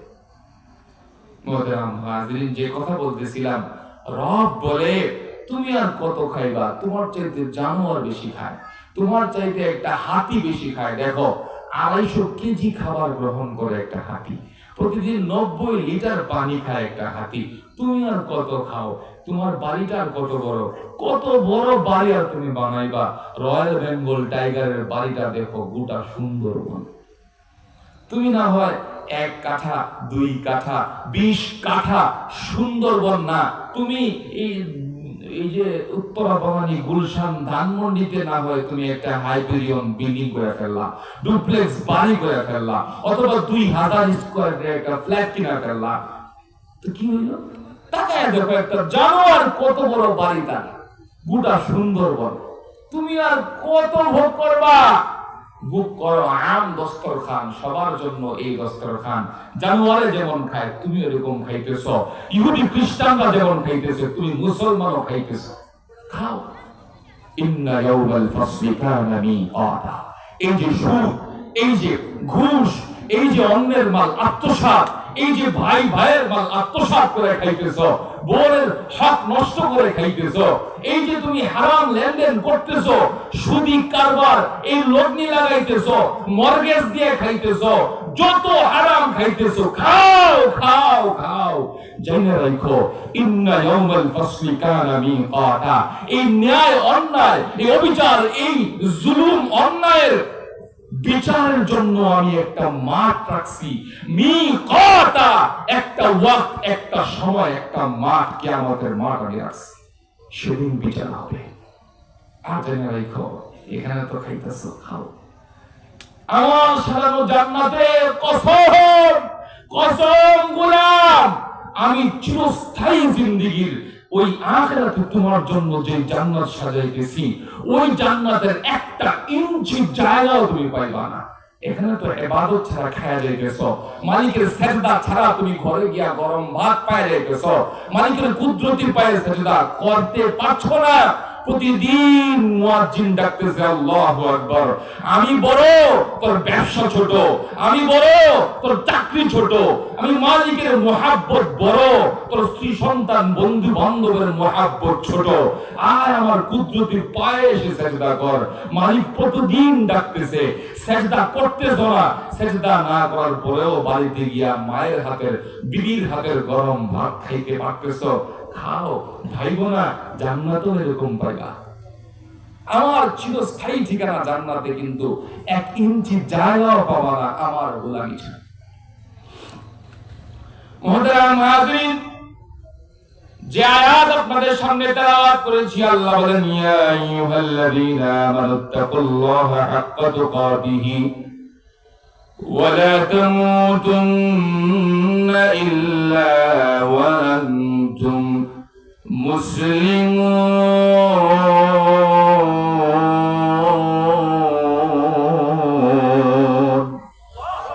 হে ইমানদারগণ, আল্লাহকে ভয় করো, ভয় করো, ভয় করার মতো করো। ওয়ালা তামুতুন্না ইল্লা ওয়া আনতুম মুসলিমুন। খবরদার গোলাম, মুসলমান না হয়ে মইরো না। মুসলমান হওয়ার জন্য 2টা শর্ত। 1 নম্বর, আল্লাহ বলেন আয়াতের শুরুতে ইয়া আইয়ুহাল্লাযীনা আমানুত্তাকুল্লাহ হাক্কা তুকাতিহি। ও আমার গোলাম, ও আমার আদরের গোলাম, ও আমার হাতে বানানো আদরের মুহাব্বতের গোলাম, আমারে ভয় করো, ভয় করার মতো, ভয় করার মতো ভয় করো। এটা কেমন আবার ভয় করার মতো ভয় করো? এটা আবার কেমন? বলে আমাদের এক বুজুর্গের কাছে এই আমাদের রাকিব ভাই, রাজন ভাইয়ের মতো আলেমদেরকে ভালোবাসে, খুব মুহাব্বত করে। তো সন্তানকে নিয়ে আসছে আলেমের দরবারে, উলামা সুলাহাদের সঙ্গ অবলম্বন করানোর জন্য। আমি তো আলেমদের কাছে যাই, আমার সন্তান তো একটু আলেমের কাছে যাক, সেও আলেম শিখুক, আলেম দেখুক, আলেম হওয়ার আগ্রহ তার দিলে জাগুক। এজন্য তার সন্তানকে নিয়ে এসেছে আলেমের দরবারে। আলেমের কাছে এসে বলে, বুজুর্গ, আমার সন্তানরা একটু দেখা দেন, একটু হাতায় দেন, একটু চুম্বন করে দেন, একটু দোয়া করে দেন। তো বুজুর্গ ছোট্ট বাচ্চা দেখা খুব খুশি, বুকে নিচে চুম্বন করতেছে। তো ছোট্ট বাচ্চাদের প্রিয় খাবারের নাম কি? মিষ্টান্ন, চকলেট, তাই না? তো আমরা ছোট্ট বাচ্চা দেখলে চকলেট দেই। তো বুজুর্গ তার পকেট থেকে একটা চকলেট বের করে দিচ্ছে নাও। তো বাচ্চাদের খুব আকর্ষণ থাকে চকলেটের প্রতি, অনেক আগ্রহ, অনেক আকর্ষণ থাকার পরেও কোলের ছোট্ট বাচ্চাটা শুধু একবার চকলেটের দিকে তাকিয়েছে, দ্বিতীয়বার তাকায় নাই, তাকিয়েছে বাবার দিকে। বাবার দিকে বারবার তাকাইতেছে। বুজুর্গ বলতেছে নাও না, না, নিতে হয়, নিতে হয়। কিন্তু সে আর দ্বিতীয়বার তাকায় নাই, বারবার বাবার দিকে তাকাইতেছে। আকর্ষণ তো মিষ্টান্নের প্রতি, চকলেটের প্রতি বাচ্চাদের আকর্ষণ না? এত আকর্ষণ থাকার পরেও চকলেটের দিকে দ্বিতীয়বার তাকায় না, তাকায় বাবার দিকে। আছে না কিছু বাবা সারাক্ষণ সন্তানকে নসিহত করতে থাকে, লোকমান হাকিমের মতো। সারাক্ষণ সন্তানকে নিয়ে সময় দেয়, বুঝায়। সন্তানকে সময় দেওয়া। একটা ভালো সন্তানের বাবা হতে চাইলে সন্তানকে সময় দিতে হয়, সন্তানকে খুব সময় দিতে হয়। সন্তানকে নসিহত করতে করতে এই সন্তানকে একটা দিনদার আল্লাহওয়ালা বুজুর্গ সন্তান বানাইতে হয়। মারলে হয় না, বকলে হয় না। ওই ছোট্টবেলা থেকে যখন কাদা মাটি থাকে তখনই ঘুরে নিতে হয়, বড় হইলে ভেঙে যাবে। তো লোকটা তার সন্তানটাকে এমন ভাবে প্র্যাকটিস করছে, এমন শিক্ষা দিছে যে সে একবার তাকাইছে, দ্বিতীয়বার, বারবার, তৃতীয়বার, চতুর্থবার বারবার তাকাইতেছে বাবার দিকে, অনুমতির দেন না। এই দৃশ্যটা দেখা বুজুর্গ কান্না জুড়ে দিছে, চোখের পানি ফেলায় কাঁদতেছে। তো লোকটা বলতেছে, আপনি খাবেন কেন বুজুর্গ? আপনি নিজের ইচ্ছায় চকলেট দিচ্ছেন আমার সন্তানকে। যেই মাত্র বলছে নাও তো নাও, বুজুর্গ কাঁদতেছে, নাও নাও, তখন বাচ্চাটা সাথে সাথে চকলেটটা হাত থেকে নিয়ে নিছে। তখন তো আরো কান্না জুড়ে দিছে, আরো কান্না করতেছে। বুজুর্গ কাঁদবেন কেন? তো বুজুর্গ বলতেছে, দেখো তোমার এই সন্তানটা আমার চাইতে ভালো, আমার চাইতে দামি। বলে কেন? বলে দেখো সে চকলেটের প্রতি তার আকর্ষণ সবচাইতে বেশি। দুনিয়ার সমস্ত কিছুর চাইতে তার কাছে এই চকলেটের মূল্য বেশি। মিষ্টান্ন সে পছন্দ করে, এরপরেও চকলেটের দিকে দ্বিতীয়বার তাকায় নাই, তোমার দিকে তাকাইতেছে। যখন তুমি অনুমতি দিবা তখনই সেই চকলেটটা গ্রহণ করবে।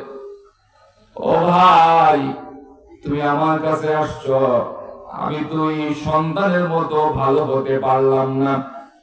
আমরা তো ঘাটে মাঠে মার্কেটে যাই, বাজারে যাই, বেগানা নারীর দিকে তাকাই, একবারও তো মালিকের দিকে তাকাইলাম না। মালিকের হুকুম, মালিকের নির্দেশ কি? এই বেগানা নারীর দিকে তাকানো আমার জন্য জায়েজ আছে কি? আমি তো একবারও মালিকের দিকে তাকাইলাম না। মালিকের হুকুম বিধান, মালিকের এই কোরআনে কি বর্ণনা করেছে? বেগানা নারীর দিকে তাকাইলে কত আযাব, মালিক কতটা রাগান্বিত হয়।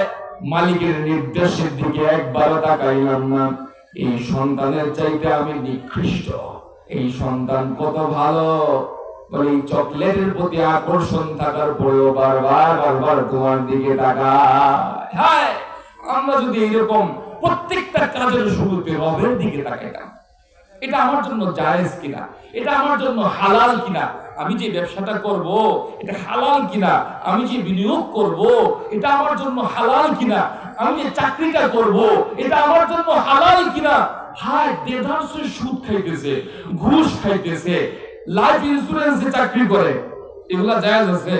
বীমা, সুদি লেনদেন, এখানে কি আপনি হিসাব করলে আপনিও সুদ খাইলেন। এজন্য সব কাজে মালিকের দিকে তাকানো। আপনারা যখন মেয়ে বিয়ে দেন, ছেলে খুঁজেন না ভালো দেখে, ভালো একটা ছেলে, দিনদার একটা ছেলে। হ্যাঁ, তো দিনদার কেমনে বুঝেন? মেয়ে বোরখা পরে দিনদার, মেয়ে মাদ্রাসায় পড়ে দিনদার, জুব্বা জামা লাগাইছে, পাগড়ি টুপি পরছে, দাড়ি দুড়ি আছে, দিনদার না। নামাজ পড়ে দিনদার বলতে পারবেন না, নিশ্চিত না, নিশ্চিত না। কেন বলে? দিনদার তো সে যে প্রত্যেকটা কাজে মালিকের দিকে তাকায়, মালিক এটা জায়েজ কিনা, তাকে সব কিছু দিয়া দিলেন, এরপরও জিগায় এটা জায়েজ তো, এটা হালাল তো, সে হচ্ছে দিনদার। মালিকের দেওয়া নিয়ামত মালিকের হুকুম অনুযায়ী ব্যবহার করলে সেই হচ্ছে দিনদার। দুনিয়াদার বলতে আপনারা কি বুঝেন? হ্যাঁ, যার গাড়ি আছে, বাড়ি আছে, স্ত্রী সন্তান আছে, মিল ফ্যাক্টরি আছে, সে দুনিয়াদার, তাই না? দোকানপাট করে, ব্যবসা বাণিজ্য করে, খুব টাকাওয়ালা, সেই দুনিয়াদার। আমরা এটা মনে করি না? না, দুনিয়াদার কে বলে? যাকে ব্যবসা, চাকরি, স্ত্রী সন্তান আল্লাহ ভুলায় দেয়। যেই জিনিস আল্লাহ ভুলায় দেয় ওইটাই হচ্ছে দুনিয়া। চাকরি বাকরি, ব্যবসা বাণিজ্য, এগুলা কিনা দুনিয়া না। দুনিয়া হচ্ছে যেই জিনিসটা আল্লাহ ভুলায় দিবে, যেই চাকরি আল্লাহ ভুলায় দিবে, যেই সন্তান আল্লাহ ভুলায় দিবে, যেই স্ত্রী আল্লাহ ভুলায় দিবে, ওইটাই হচ্ছে দুনিয়া। এজন্য দেখবেন কিছু মানুষ আছে মসজিদের প্রথম কাতারে এসে নামাজ পড়ে, মুসল্লায় বসার পরেও সে দুনিয়াদার। কেন বলে? দোকান থেকে সে আসছে, কিন্তু দোকানদার ভেতর থেকে বের হয় নাই। নামাজের বসে বসে হিসাব করে, দোকানের হিসাব, বুঝতে পারছেন তো? সে মসজিদের প্রথম কাতারে বৈশাও কি দুনিয়াদার, আর দোকানে বৈশা বৈশা সে অপেক্ষা করতেছে রবের ডাক কখন আসবে, বাজে কয়টা, নামাজের সময় হইতেছে। অথবা সে মালিকের ফিকির জিকিরে থাকতেছে, বলে সে দোকানদারি কইরাও দিনদার, কারণ তার দিনের ভেতরে কি আল্লাহ, আল্লাহর জিকির। এই চাকরি, এই ব্যবসা আল্লাহ ভুলাইতে পারে নাই, বিধায় এই চাকরি, এই ব্যবসা দিন হয়ে গেছে। সুবহানাল্লাহ। এজন্য মুহতারাম হাজিরিন, আল্লাহর ভয় দিলে রাখলে সে মুসলমান হয়। মুসলমান হওয়ার 2 নম্বর শর্ত, ওয়া'বুদ রাব্বাকা হাত্তা ইয়াতিয়াকাল ইয়াকিন। ওয়া'বুদ রাব্বাকা হাত্তা ইয়াতিয়াকাল ইয়াকিন। আল্লাহ বলে, বান্দা, ও আমার গোলাম, খবরদার তুমি মুসলমান, ইবাদত না করে মরো না। ইবাদত গুজার ওয়া'বুদ রাব্বাকা হাত্তা ইয়াতিয়াকাল ইয়াকিন, বলে মৃত্যুবরণ করিও না ইবাদত না করে, ইবাদত গুজার না হয়ে কবরে আইসো না, ইবাদত গুজার না হয়ে কবরে আইসো না। এই আবেদ আর জাহেদ, এই দুই ব্যক্তি হচ্ছে মুসলমান। জাহেদ কে যে দুনিয়া বিমুখ, আবেদ কে যে ইবাদত গুজার, এই দুই ব্যক্তি কি মুসলমান। সুবহানাল্লাহ। এই জন্য কি হতে হবে? ইবাদত গুজার হইতে হবে মুহতারাম হাজিরিন। এবং আল্লাহ বলে হাত্তা ইয়াতিয়াকাল ইয়াকিন, ইয়াকিন শব্দ আল্লাহ তাআলা বলছে, মৃত্যু বুঝাইছে ইয়াকিন শব্দ দিয়া।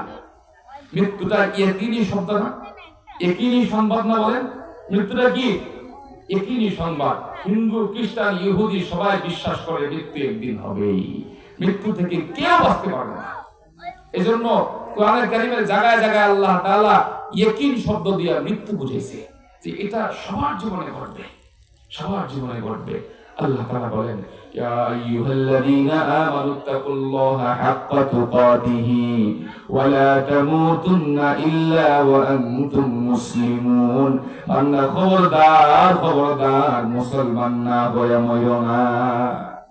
বুঝার বিষয়, এই যে মুসলমান না হয়ে মরো না, এই কথা কেন বলছে আল্লাহ তাআলা? মনে হইতেছে আয়াত দেখা যে মৃত্যুর খবর বুঝি মানুষ জানে। হ্যাঁ, মৃত্যুর সংবাদ, মৃত্যুর খবর মনে হয় মানুষ জানে। এজন্য আল্লাহ বলছে যে মুসলমান না হয়ে মরো না। মৃত্যুর খবর কি কেউ জানে কার কখন মৃত্যু হবে? ফাইদা জাআ আজালুহুম লা ইস্তাখিরুনা সাআতান ওয়া লা ইস্তাকদিমুন। কখন কার মৃত্যু হবে কেউ জানে না, আর মৃত্যু যখন আসবে এক সেকেন্ড আগ পিছ হবে না, সাথে সাথে মৃত্যু হয়ে যাবে। কেউ বাঁচতে পারবে না মৃত্যু থেকে। মৃত্যুটা কখন কার কেউ জানে না। যেমন মালিক বিন দিনারের নাম শুনছেন না আপনারা? মালিক বিন দিনার, তিনি মক্কায় ছিলেন 40 বছর। 40 বছর মক্কায় থাকার পরে মদিনায় চলে গেছে। মদিনায় গেছেন ইশকে রাসূল, রাসূলের ইশকে পাগল দেওয়ানা হয়ে। এবারে সে মনস্থ হয়েছে যে আমি আর কোনোদিন মদিনা থেকে যাব না, আমার জীবনের শেষ নিঃশ্বাসটা যেন মদিনায় হয়। এজন্য সে মদিনা থেকে বের হয় না, মদিনা থেকে সে বের হয় না। কিন্তু হঠাৎ দেখতেছে বাইতুল্লাহর দিকে হজের কাফেলা সাদা ইহরাম পরে রওনা হয়ে গেছে, চলতেছে চলতেছে। তো হজের কাফেলা দেখে কাবার মুহাব্বত তার দিলে জাগ্রত হয়ে গেছে। কিন্তু নিয়ত করছিল মদিনায় যেন আমার জীবনের শেষ নিঃশ্বাসটা হয়ে যায়। মদিনায় মরতে চায়, মদিনায়। মদিনায় আপনারা মরতে চাননি? আল্লাহ তাআলা যেন মক্কা মদিনার জমিনে আমাদের মৃত্যু দেয়, সকলে বলুন আমিন। ও শহরে মোহাব্বত जहां मुस्तफा है वही घर बनाने को दिल चाहता है। ओ शहरे मोहब्बत जहां मुस्तफा है वही घर बनाने को दिल चाहता है।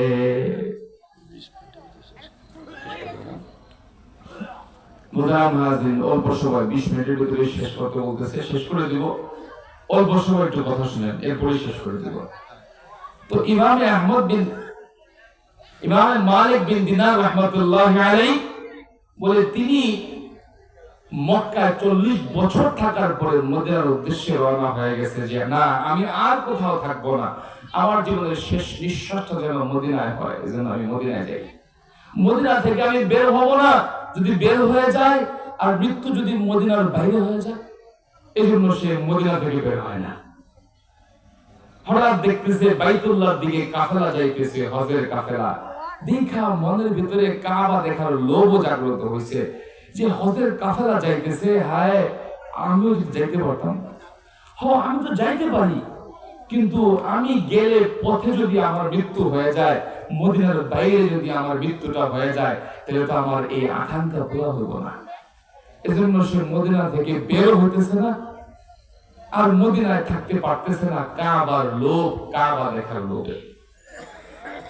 তো এই চিন্তায় তারা শান্তিতে ঘুমায় গেছে। ঘুমের করে রাসূল সাল্লাল্লাহু আলাইহি সাল্লাম আয়েশা 5টা আঙ্গুল দেখায় চলে গেছে। সুবহানাল্লাহ বলেন না? ঘুম থেকে উঠা 5 আঙ্গুল দেখাইলো রাসূল। এরপরে কি তার টেনশন বাড়লো না কমলো? বাড়ছে না? বাইরে গেছে যে আল্লাহ রাসূল 5 আঙ্গুল দেখায় কি বুঝাইছেন? আমার কি হায়াত আরো 5 বছর বাকি আছে? তাহলে তো সমস্যা নাই, হজ করে আসতে পারবো। নাকি 5 দিন, নাকি 5 ঘন্টা? 5 ঘন্টা হইলে তো মুসিবত, আমি তো হজ ছেড়ে আসতে পারবো না। এই যে পেরেশানি, এখন স্বপ্নের ব্যাখ্যা কি হবে?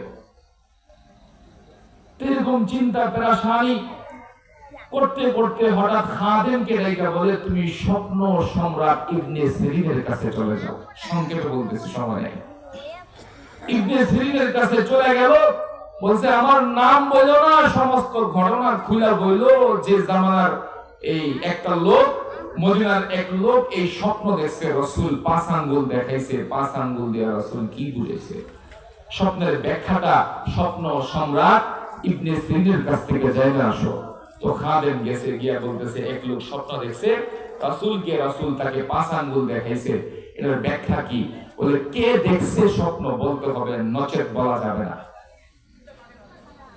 তো উনি বলতেছেন না, নাম তো বলা যাবে না, নাম বলা নিষেধ। কি বলেন? নাম বলা নিষেধ, নাম বলা যাবে না। বলে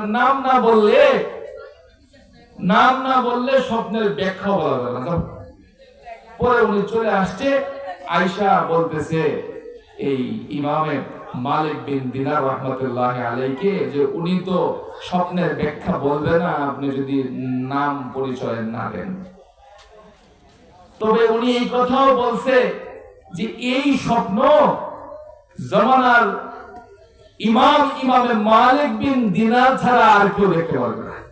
তুমি নাম বলতেছো না তো, তবে আমার ধারণা মদিনার জমিনে ইমামে মালিক বিন দিনার ছাড়া এই স্বপ্ন দেখার যোগ্যতা কেউ রাখে না। এই কথাও বলছে। তাহলে তোর নাম যাই নিয়ে গেছে, যাও গিয়া করে দাও। তো খাদেম গিয়া বলছে সমস্ত ঘটনা খুলে যে হ্যাঁ, আপনার ধারণাই ঠিক, ইমামে মালিক বিন দিনার এই স্বপ্ন দেখছে। তো আপনি এখন ব্যাখ্যা করেন। তিনি বলতেছে আল্লাহ তাআলা সূরা লুকমানের শেষ আয়াতে, একেবারে শেষ আয়াতে রাসূলের এই 5 আঙ্গুল দেখানোর ব্যাখ্যা তুমি সূরা লুকমানের একেবারে শেষ আয়াতে পাওয়া যাবে। আল্লাহ তাআলা বলেন 5টা জিনিস আল্লাহর ইলমে আছে, এটা আর কারো ইলমে নাই, আর কেউ জানে না, একমাত্র আল্লাহই জানে। 1 নম্বর কি? বলে 1 নম্বর সূরা লুকমানের শেষে আসছে মুহতারাম হাজিরিন, যে কিয়ামত কখন হবে এটা মালিক ছাড়া কেউ জানে না।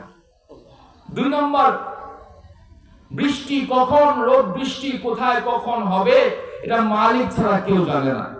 আপনারা বলবেন আবহাওয়া অফিস তো জানে। আবহাওয়া অফিস বলে একটা যে পূর্ব দিকে আসবে, ঘুরায় গাড়ায় উত্তর দিকে চলে আসে না? বৃষ্টি আসার কথা, বৃষ্টি না এসে প্রচন্ড রোদ, খরতাপ, আর পাশের এলাকায় বৃষ্টি। এরকম হয়েছে না? বলে বৃষ্টি কখন কোথায় হবে এটাও মালিক জানে, আর কেউ জানে না। মায়ের রেহেমের ভেতরে ছেলে নাকি মেয়ে এটা মালিক ছাড়া কেউ জানে না। এখনো আপনারা বলবেন যে না, আমরা তো আল্ট্রাসাউন্ড করে বুঝতে পারি ছেলে নাকি মেয়ে। বলে হ্যাঁ, দেখতে পারেন যখন এই ভ্রূণটা মানবাকৃতি ধারণ করে। এর আগে বলতে পারে কেউ? যদি বলতে পারতো তাহলে কারোর ঘরে 7টা সন্তান হইতো না, মেয়ে সন্তান হইতো না, 7টা হইতো, আগে নষ্ট করে ফেলতো। তো এই জন্য মায়ের রেহেমে ছেলে নাকি মেয়ে এটা আল্লাহ ছাড়া কেউ জানে না। এরপরে 4 নম্বর বিষয়, রিজিক কার কোথায় কখন এটা মালিক ছাড়া কেউ জানে না। 5 নম্বর বিষয়, মউত কার কখন আসবে। এখনই শেষ করে দিব, একটু বসি আমরা। আমার এই বয়ানের আলোচনা না গুছাইলে হবে, এত বড় একটা আয়োজন করছেন আপনারা। তো 5 নম্বর কি? 5 নম্বর বিষয় যে মউত কার কখন হবে এটা কেউ জানে না, কেউ জানে না। কার কোথায় মউত হবে একমাত্র জানে কে? একমাত্র আল্লাহ আল্লাহ জানে। তাহলে আয়াতে কারিমার ভিতরে আল্লাহ বলল ওয়ালা তামুতুন্না ইল্লা ওয়া আনতুম মুসলিমুন, মুসলমান না হয়ে মরিস না, মুসলমান না হয়ে মরিস না। তাহলে বোঝা যায় যে মানুষ মৃত্যুর খবর জানে, মানুষ মৃত্যুর খবর জানে না কথা সত্য, কিন্তু মালিক এই আয়াত দ্বারা বুঝাইছে ওয়াবুদ রাব্বাকা হাত্তা ইয়াতিয়াকাল ইয়াকিন, মৃত্যু পর্যন্ত তুমি আল্লাহর ইবাদত করবা। বান্দা এই জন্যই তোমাকে বানাইছি, দুনিয়ার পেছনে লালায়িত কুকুরের মতো দৌড়ানোর জন্য তোমাকে বানাইনি। আমি এই আয়াত আলোচনা করেছিলাম, আর একটা হাদিস, ওই হাদিসের টুকরা থেকে কিছু আলোচনা করেই শেষ করে দিব, শুনবেন ইনশাআল্লাহ। হাদিসে আল্লাহর রাসূল বলেন আদ-দুনিয়া জিফাতুন ওয়া তালিবুহা কিলাব, দুনিয়াটা হচ্ছে মরা গরুর মতো। দুনিয়াটা কিসের মতো? মরা গরুর মতো। যারা এর পেছনে দৌড়ায় এরা কুকুরের মতো। আদ-দুনিয়া জিফাতুন ওয়া তালিবুহা কিলাব, যারা দুনিয়ার পেছনে দৌড়ায় এরা কিসের মতো? কুকুরের মতো। হায় হায়, রাসূল আমাদেরকে এত ভালোবাসে, এত মুহাব্বত করে, এত মায়া করে, আজও রাসূল আমাদের জন্য কবর জগতে রওজায় বসে বসে কান্না করতেছে। এত মায়া করার পরে রাসূল আমাদেরকে কুকুর বললো কেন? আর দুনিয়া জিফাতুন ওয়া তালিবুহা কিলাব, দুনিয়াটা মরা গরুর মতো, যারা এর পেছনে দৌড়ায় এরা কুকুরের মতো। কুকুর বললো কেন? কেন, কিসের জন্য? এই কথাটা বলেই শেষ করে দেব, একটু মনোযোগ দিয়ে শুনেন। কেন স্রষ্টার শ্রেষ্ঠ সৃষ্টি আশরাফুল মাখলুকাত মানুষকে আল্লাহ রাসূল কুকুর বলল? দুনিয়াদার মানুষকে কেন কুকুর বলল?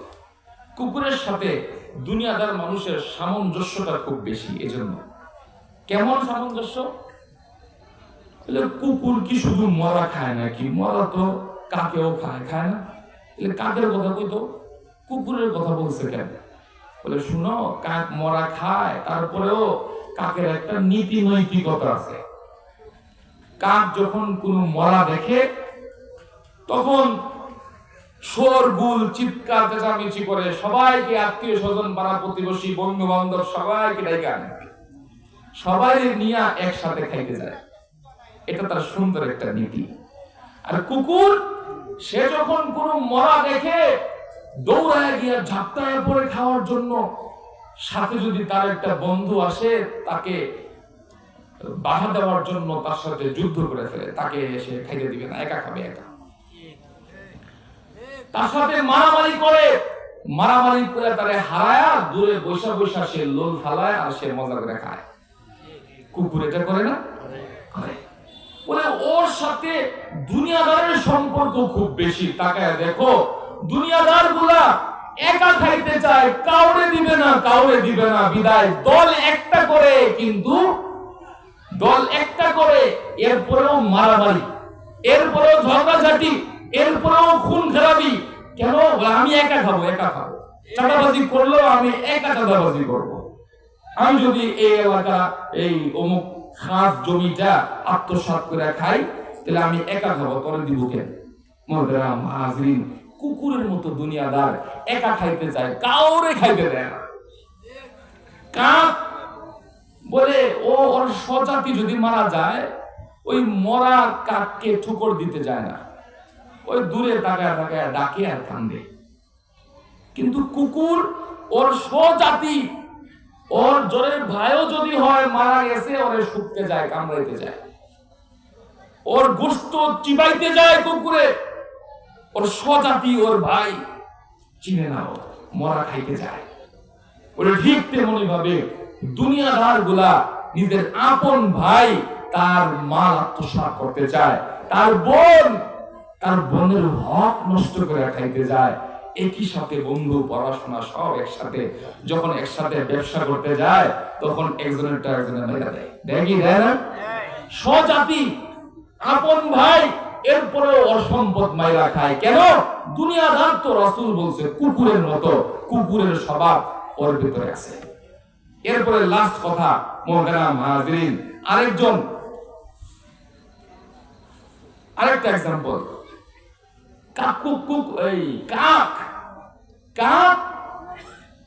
একটা কাক যদি মরা দেখে যে এখানে এই আগুনে পড়ে মারা গেছে, অথবা কারেন্টের খুঁটির সাথে লাইগা ও মরে গেছে, ঝুইলা আছে, তো সে ওখানে আর যায় না। ওটা থেকে শিক্ষা গ্রহণ করে যে কাক একটা ময়রা ঝুলে আছে, তো এটা থেকে ও শিক্ষা গ্রহণ করে ওটার কাছে ও যায় না, সবক নেয়। কিন্তু কুকুর, ও কোন মরা কুকুর দেখলে যে এখানে গিয়া ঝাঁপ দিয়া, আগুনে ঝাঁপ দিয়া, পানিতে ঝাঁপ দিয়া ওখানে গিয়ে কুকুরটা মারা গেছে, ও ওখান থেকে শিক্ষা নিতে পারে না। বিদায় দেখবেন কুকুর ঝাঁপ দিয়ে আগুনে পড়ে যায়, ঝাঁপ দিয়া সে এই পানিতে পড়ে যায়। এজন্য গোয়েন্দারা এই কুকুরকে কাজে লাগায়। কুকুর আরেকটা মরা দেখা শিক্ষা গ্রহণ করতে পারে না, সবক নিতে পারে না। দুনিয়াদার ঠিক তেমনি, দুনিয়াদার তার সামনে দিয়া দেখতেছে আপনজন, প্রিয়জন, আত্মীয় স্বজন, মা বাবাকে সাদা কাপড়ে জড়াইয়া অন্ধকার কবরে নামায়া বুকের উপরে মাটি চাপা দিতেছে, এরপরেও বিশ্বাস করে না, ওটা থেকে সবক নিতে পারে না যে আমার জীবনেও এই ঘটনা ঘটবে। মুহতারাম হাজিরিন, দুনিয়াদার কতটা ভয়ঙ্কর দেখতেছে। 16 বছর পরেও তাকে টেনে হিচড়ে নামানো হইতেছে। সকালে যে ছিল মন্ত্রী, বিকালে সে হয়ে গেছে বন্দী। সকালে যে ছিল প্রধানমন্ত্রী, বিকালে সে হয়ে গেছে প্রধান আসামি। ঠিক না? দেখতেছে, তারপরেও সে ওটা থেকে শিক্ষা, ইবরত, সবক হাসিল করতে পারতেছে না যে আমি যে এখন আবার ওই আসনে বসতে চাইতেছি, আমাকেও তো একদিন হবে টাইনা হেসরায়া নামানো হবে। দুনিয়াদার কুকুরের মতো একটা কুকুর মরা দেখাও ওখান থেকে শিক্ষা নিতে পারে না। ঠিক তেমনি ভাবে দুনিয়াদার গুলা দেখতেছে যে ওকে ওই আসন থেকে কিভাবে লাঞ্ছিত, অপদস্থ করে নিগৃহীত, নিষ্পেষিত করা হইতেছে। ওই আসন থেকে 16 বছর পরে হলেও তাকে টাইনা নামাইছে। আমারও তো এই ঘটনা ঘটতে পারে। হ্যাঁ, দুনিয়াদার কুকুরের মতো ওইটা থেকে শিক্ষা গ্রহণ করতে পারে না। এজন্য আল্লাহর রাসূল বলেন, আদ-দুনিয়া জিফাতুন ওয়া তালিবুহা কিলাব। দুনিয়াটা মরা গরুর মতো যারা এর পেছনে দৌড়ায়, এরা কুকুরের মতো। বলে যদি আমাদের মৃত্যুটা ইবাদতের হালতে না হয়, তাহলে আমাদের মৃত্যুটা হবে ভয়ঙ্কর। আর যদি ইবাদতের হালতে হয়, তাহলে এটা হবে একেবারে খুশনসিবওয়ালা মালিক দরওয়াজা খুলে ডাকতে থাকবে, বলে সুবহানাল্লাহ। এই মৃত্যু যদি ভালো হতে চায়, যে মৃত্যুটা আমার খাতেমা বিল খায়র হোক, মৃত্যুটা আমার ভালো হোক, তাহলে আল্লাহ তাআলা বলে ওয়ালা তামুতুন্না ইল্লা ওয়া আনতুম মুসলিমুন। বান্দা, ও বান্দা, খবরদার মুসলমান না হয় মরো না, ইবাদতের হালতে মরো, না হয় তোমার মৃত্যু হবে ভয়ঙ্কর, বিষাক্ত, বিষধর। মৃত্যু যন্ত্রণা বরদাস্ত করতে না পেরে তোমার চোখ উল্টায় যাবে, জিহ্বা জবান বের হয়ে যাবে, নারী বুড়ি পায়খানার রাস্তা দিয়ে বের হয়ে যাবে। মালাকুল মউত জমদূত আজরাইলের ভয়ঙ্কর দৃশ্য দেখে মৃত্যু যন্ত্রণাটা কেমন, কতটা কষ্টের। সাইয়েদনা ইদ্রিস আলাইহিস সালামের এই ছোট্ট ঘটনাটা না বললে আপনারা বুঝবেন না। এরপরে শেষ করে দিব, আর কষ্ট দিব না। সাইয়েদনা ইদ্রিস আলাইহিস সালাম, তার মৃত্যু ছিল শখের মৃত্যু। আশ্চর্য হন নাই নাকি? মন অন্য দিকে খিচুড়ি টিচুড়ি দিবে মনে, নাকি বিরিয়ানি দিবে? এই বলবো জি জি জি, তাড়াতাড়ি শেষ করেন, এখনই শেষ করে দিব। মৃত্যুটা যদি ইবাদতের হালতে না হয়, তাহলে কতটা ভয়ঙ্কর হবে মুহতারাম হাজিরিন।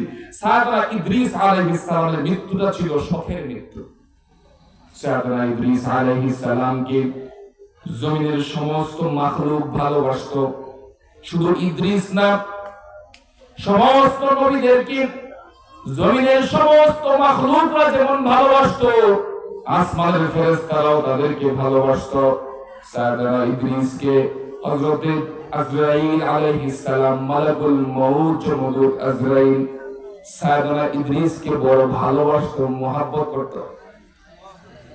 সাইয়েদনা ইদ্রিসকে ভালোবাসে, তার সাথে বন্ধুত্ব করতে চায়। কে করতে চায় বলেন তো? আজরাইল। মালিককে ডেকে বলে, মালিক, তোমার পয়গম্বর ইদ্রিসকে আমি বড় ভালোবাসি, মুহাব্বত করি, তার সাথে বন্ধুত্ব করতে চাই, অনুমতি দেন। বলে, আজরাইল, তুমি আমার জমিনের ফেরেশতাদের সাথে বন্ধুত্ব করো, এই ইদ্রিসের সাথে কেন? বলে, ওরা আমি খুব পছন্দ করি, ভালোবাসি। ঠিক আছে, যাও, অনুমতি দিলাম। যাও গিয়ে আমার পয়গম্বরকে গিয়া বলো যদি দুস্তি করে করো। গিয়া বলতেছে ইদ্রিস আমি তোমারে ভালোবাসি, আমি তোমার সাথে বন্ধুত্ব করতে চাই, হাত দাও, দুস্তি করতে চাই। তো ইদ্রিস বলতেছে আমি তো যেন তেন মানুষের সাথে সবার সাথে আমি বন্ধুত্ব করি না, আমি মালাকুল মউত আজরাইল আসছি ভালো সুরত দিয়ে চিনতে পারতেছ না। আরে ঠিক আছে আজরাইল তোমার সাথে তোমার তো আর ফিরে দেওয়া যায় না, ঠিক আছে আমি তোমার সাথে বন্ধুত্ব করব। তো সে তো মহা খুশি, তাইলে বন্ধুত্ব করতে চাইলে আমার 3টা কন্ডিশন আছে, শর্ত আছে, 3টা শর্ত যদি মানো তাইলে আমি বন্ধুত্ব করব। 1 নম্বর শর্ত আমাকে একটু জান্নাতটা ঘুরে নিয়ে আসো। 2 নম্বর শর্ত আমার একটু জাহান্নামটা ঘুরে নিয়ে আসো। 3 নম্বর শর্ত মৃত্যুর স্বাদ আমাকে দেখায় দাও। কত কঠিন কঠিন না? বলে আমি মৃত্যুর স্বাদ তোমার তো আমি ভালোবাসি, মৃত্যু যন্ত্রণা বিষাক্ত ভয়ঙ্কর বিষদর তোমার আমি কেমনে দেখাই? বলে দেখাও, নাইলে বন্ধুত্ব করব না। বলে ঠিক আছে আমি আমার রবের কাছ থেকে অনুমতি নিয়ে আসি। রবের কাছে গেল গিয়া বলতেছে আপনার বন্ধু কি কয় জানেন? মৃত্যুর স্বাদ আস্বাদন করাইতে বলে, এই শর্তে সে আমার সাথে বন্ধুত্ব করবে। ঠিক আছে যাও, শখ করছো যেহেতু দেখাও, শর্ত পালন করে বন্ধুত্ব করো। গিয়া বলতেছে ঠিক আছে আসো তোমাকে মৃত্যুর স্বাদ দেখাই। তো মৃত্যুর স্বাদ দেখায় মৃত্যু ঘটায় দিল।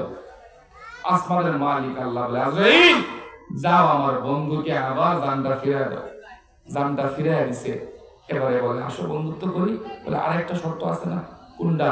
বলে জাহান্নামটা ঘুরে নিয়ে আসো। জাহান্নাম ঘুরে নিয়ে আসছে। এবারে বলে চলো বন্ধুত্ব করি। আজরাইল বলতেছে বলে না একটু জান্নাতটা ঘুরে নিয়ে আসো। জান্নাত ঘুরে নিয়ে আসলো। এবারে বলে জান্নাত তো ঘুরছো, চলো। বোকা কথাকার, মুমিন বান্দা মরেও একবার, আমার মৃত্যু হয়ে গেছে একবার, দ্বিতীয়বার কি মানুষ মরেনি? মৃত্যু হয়ে গেছে। আর মুমিন বান্দা জাহান্নামে যায়ও একবার, আমি জাহান্নাম থেকে ঘুরে চলে আসছি, এখন জান্নাতে আসছি, চিরস্থায়ী থাকার জায়গা, এইখানে হচ্ছে বন্ধুত্বের জায়গা। আসো বন্ধুত্ব করলে করি। আমি জান্নাতে ঢুকছি যেহেতু আর বাড়ির মুখে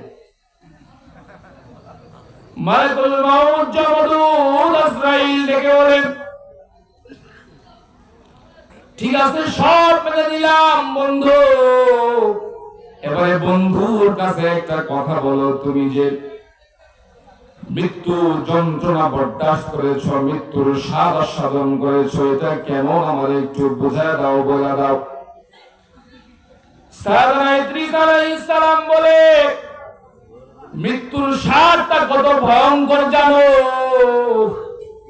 আমার কাছে মনে হইতেছিল জীবিত একটা ছাগলকে উল্টায়া তার পা থেকে নিয়ে টানে নাভি পর্যন্ত, নাভি থেকে নিয়ে গলা পর্যন্ত জীবিত ছাগলের চামড়াটা খসে ফেললে যেমন কষ্ট হয়, এর চাইতে লক্ষ লক্ষ কোটি গুণ কষ্ট আমার শখের মৃত্যুতে হয়েছিল আজরাইল।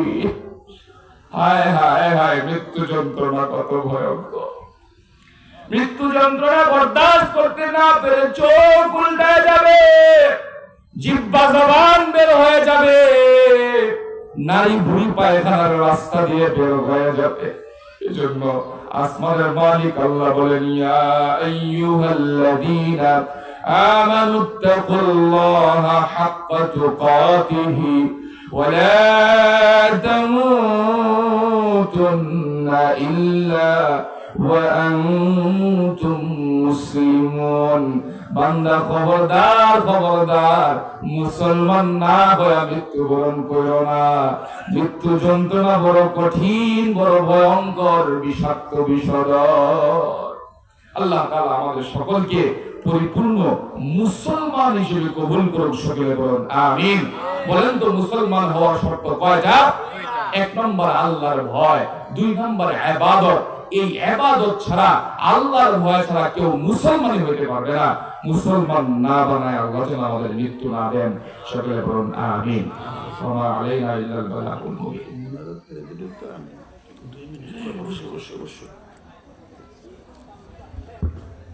আলহামদুলিল্লাহ, সম্মানিত উপস্থিতি, এ পর্যায়ে আপনাদের সামনে আজকের মাহফিলের সম্মানিত সভাপতি